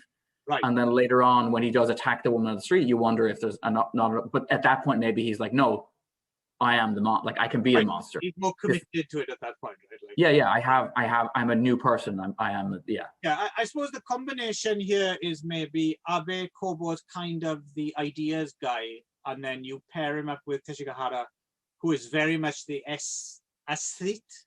Yes. Whatever. How is that word? Yeah.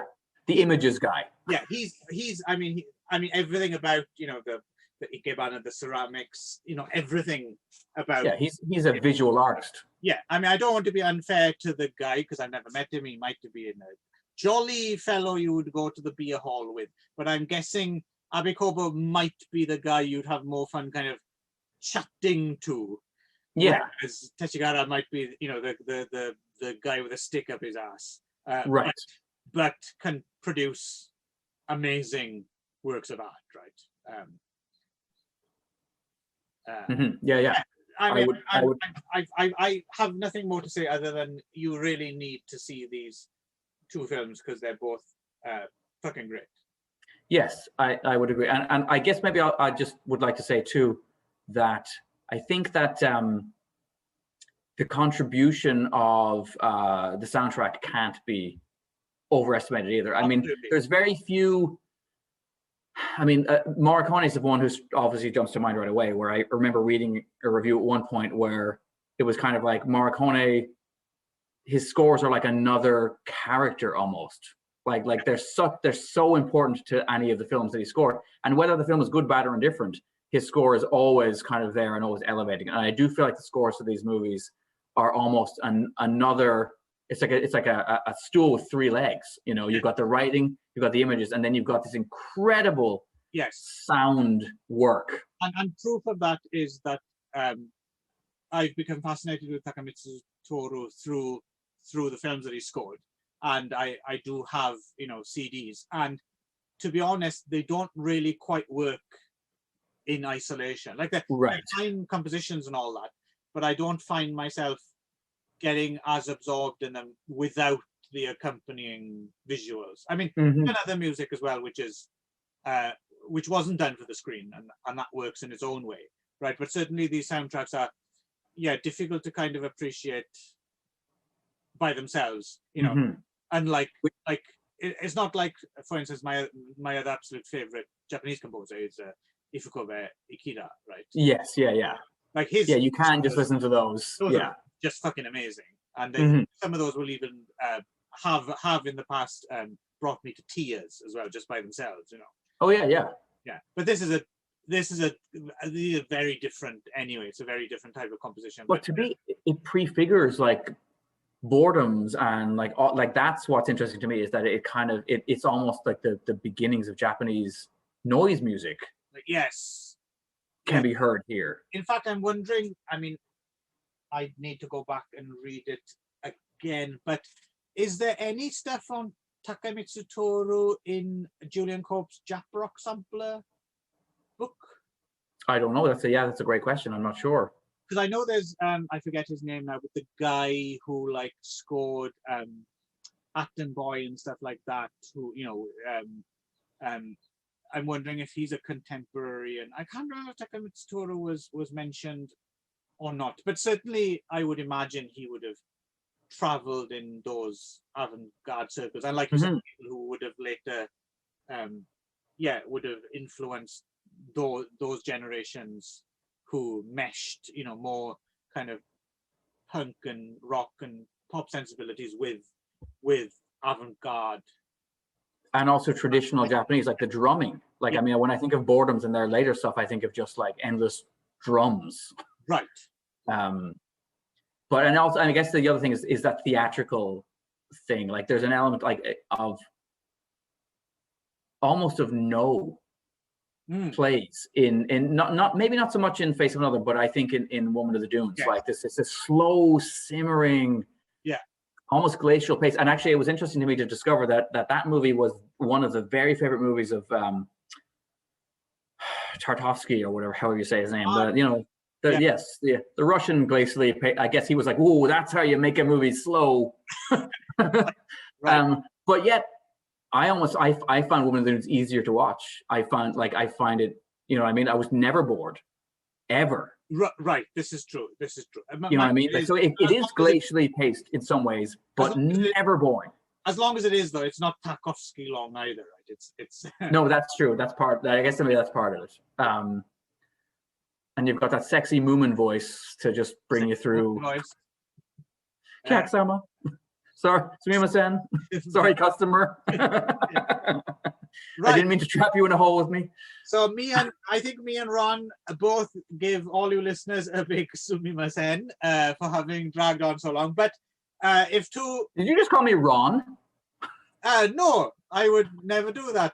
Okay, good. Oh no, I guess I am wearing my Ron face. We did pay him. We did pay him 10,000 yen to lend me his face for this.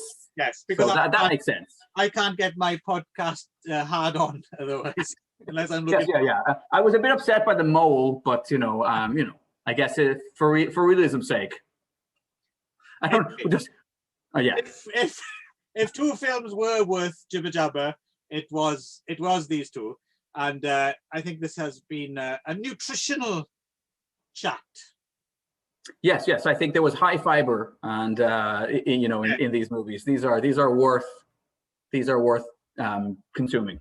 Yes, and accordingly, I do not have to go and take a dump, so it's worked. It's worked.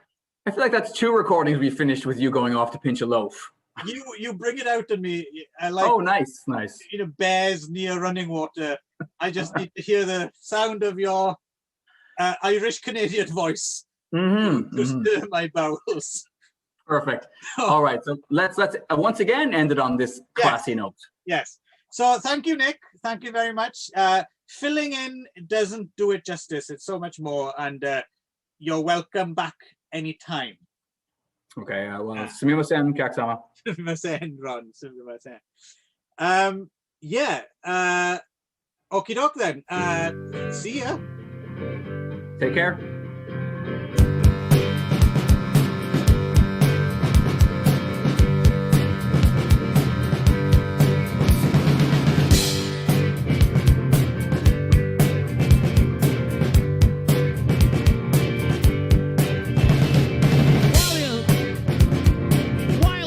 enthusiast intercepts government secret radio band and uncovers secrets and scandals of deceitful type proportions.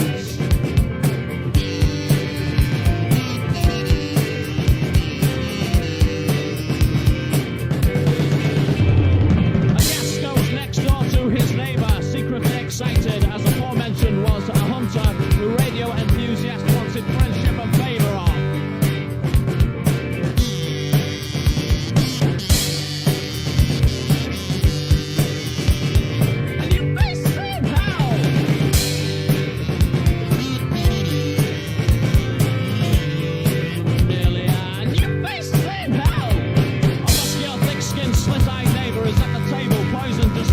Before by parties who knew of wireless operators' forthcoming revelation.